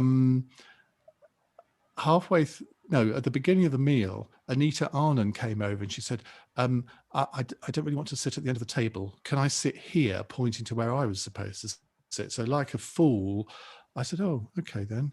So I went and sat up the end of the table. So she made a little speech, which Gillian translated, and then it was questions. Well, by that time, shall we say, drink had been imbibed, and there was quite reasonable questions. And then Jeremy Paxman started, and it was he had just left Newsnight, and it was as if he thought he was still on Newsnight. And he said, well, what right do you have to call yourself the First Lady? And it went on from that. And I was getting a bit fidgety, thinking, this is really embarrassing. How do I stop this? And everybody was shifting rather uneasily in their seats. And I thought Lord Ashcroft, who was sitting opposite him, might intervene at that point and just sort of say, calm down. But he didn't, and nor did anyone else. And I can't remember what provoked me to do this, but I just remember Jeremy Paxman asking a really insulting question. And I just rose from my seat and I pointed to him and I said, enough! Literally like that. And the whole room just fell silent. And it was just one of those moments that I shall never forget for as long as I live. It was just buttock clenchingly embarrassing. And I can't remember what happened after that, but I just couldn't deal with it. I can't top that. And I got a bit of a thrill at the idea of you being so forceful as well. Did you? A little frisson. I did. Yeah.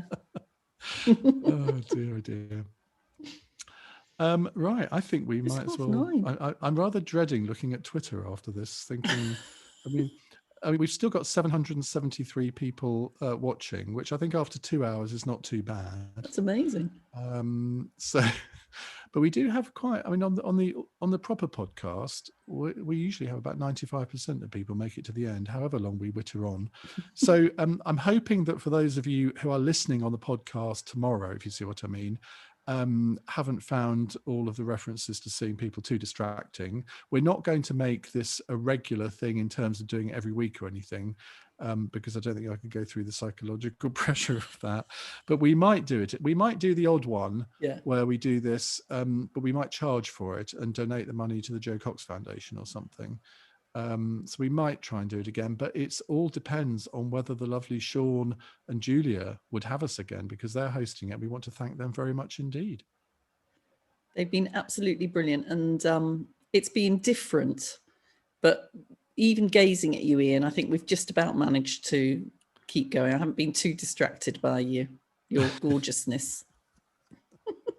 Well, thank God. Well, Sarah says, thank you, Iain and Jacqui. That was so much fun. Mel says, you two have been magic. So at least 2 people out of the 1,400 or however many it was said. And Jack Evans says, thank you. Miles says, thank you to Iain and Jacqui. Really enjoyed tonight. Good night from Cologne. I love Cologne. They're all coming in now. They're all trying to be nice to us now. I know. Oh, so I know. sweet. Well, maybe we will do it more regularly then. Yeah, all right. You persuaded us. We're so fickle.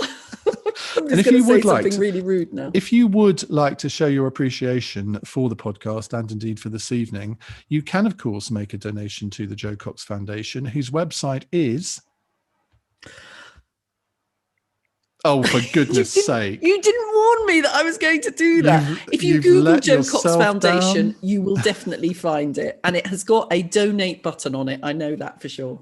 Oh, you'll love this one. Matt Davis says, Jacqui is the modern day Dame Vera Lynn in times of national crisis. And Sean says we'll meet again. Don't there'll be bluebirds over. JoeCoxFoundation.org is the website address. And Jack Garner says, thanks for your talking and podcasting. It was well worth listening to. PP. And Lorenzo says, no singing, please. Well, that ship has already sailed, matey boy. Right, I am going to go and have my dinner, and then I'm going to sit down and cry to It's a Sin. And tomorrow, because we haven't got to record the podcast, I haven't got a single thing in my diary tomorrow. So I'm going to do nothing. And that's a very rare thing in my household. Catherine Stevenson has just donated to the Joe Cox Foundation. Thank you very much. I like this, commenting on all the things that are coming in. I think next time we do this, we will make a point of doing that. No, we won't. We won't. No, because there were some nasty people earlier on that Sean had to eject. Yeah. I didn't see them, but somebody sent me a screenshot of one of them. And it's something that I wouldn't even repeat on here. Jacqui has Nancy Reagan vibes. Not sure I'd take that as a compliment. No, I'm not sure it is it? She looked like a skeleton. Yeah, I've got a bit more flesh on me than Nancy Reagan. You would both love Twitch. What is Twitch? Do you know what Twitch is? No, I've got no idea. Right, go and have your drink, and I'm going to go. Oh, it's a streaming service. I think it sounds a bit rude. All right. Oh, no, actually, I do know what that is. Yeah, Iain Lee does stuff on that. Anyway, listen, I am going to say goodbye, and thanks to everyone that's watched. We really appreciate it. I didn't expect to get, 1,500 people or so signing up to it. I don't know exactly how many people switched on, but I think it was around 1,100. So that's amazing. Thanks for listening, and thanks for your loyalty, and thanks for your friendship, because I do feel that the emails that we get from people, we are kind of all, we're in a little club, aren't we? Yeah. So from Club Jacqui and from Club Iain, good night. Cheerio. For the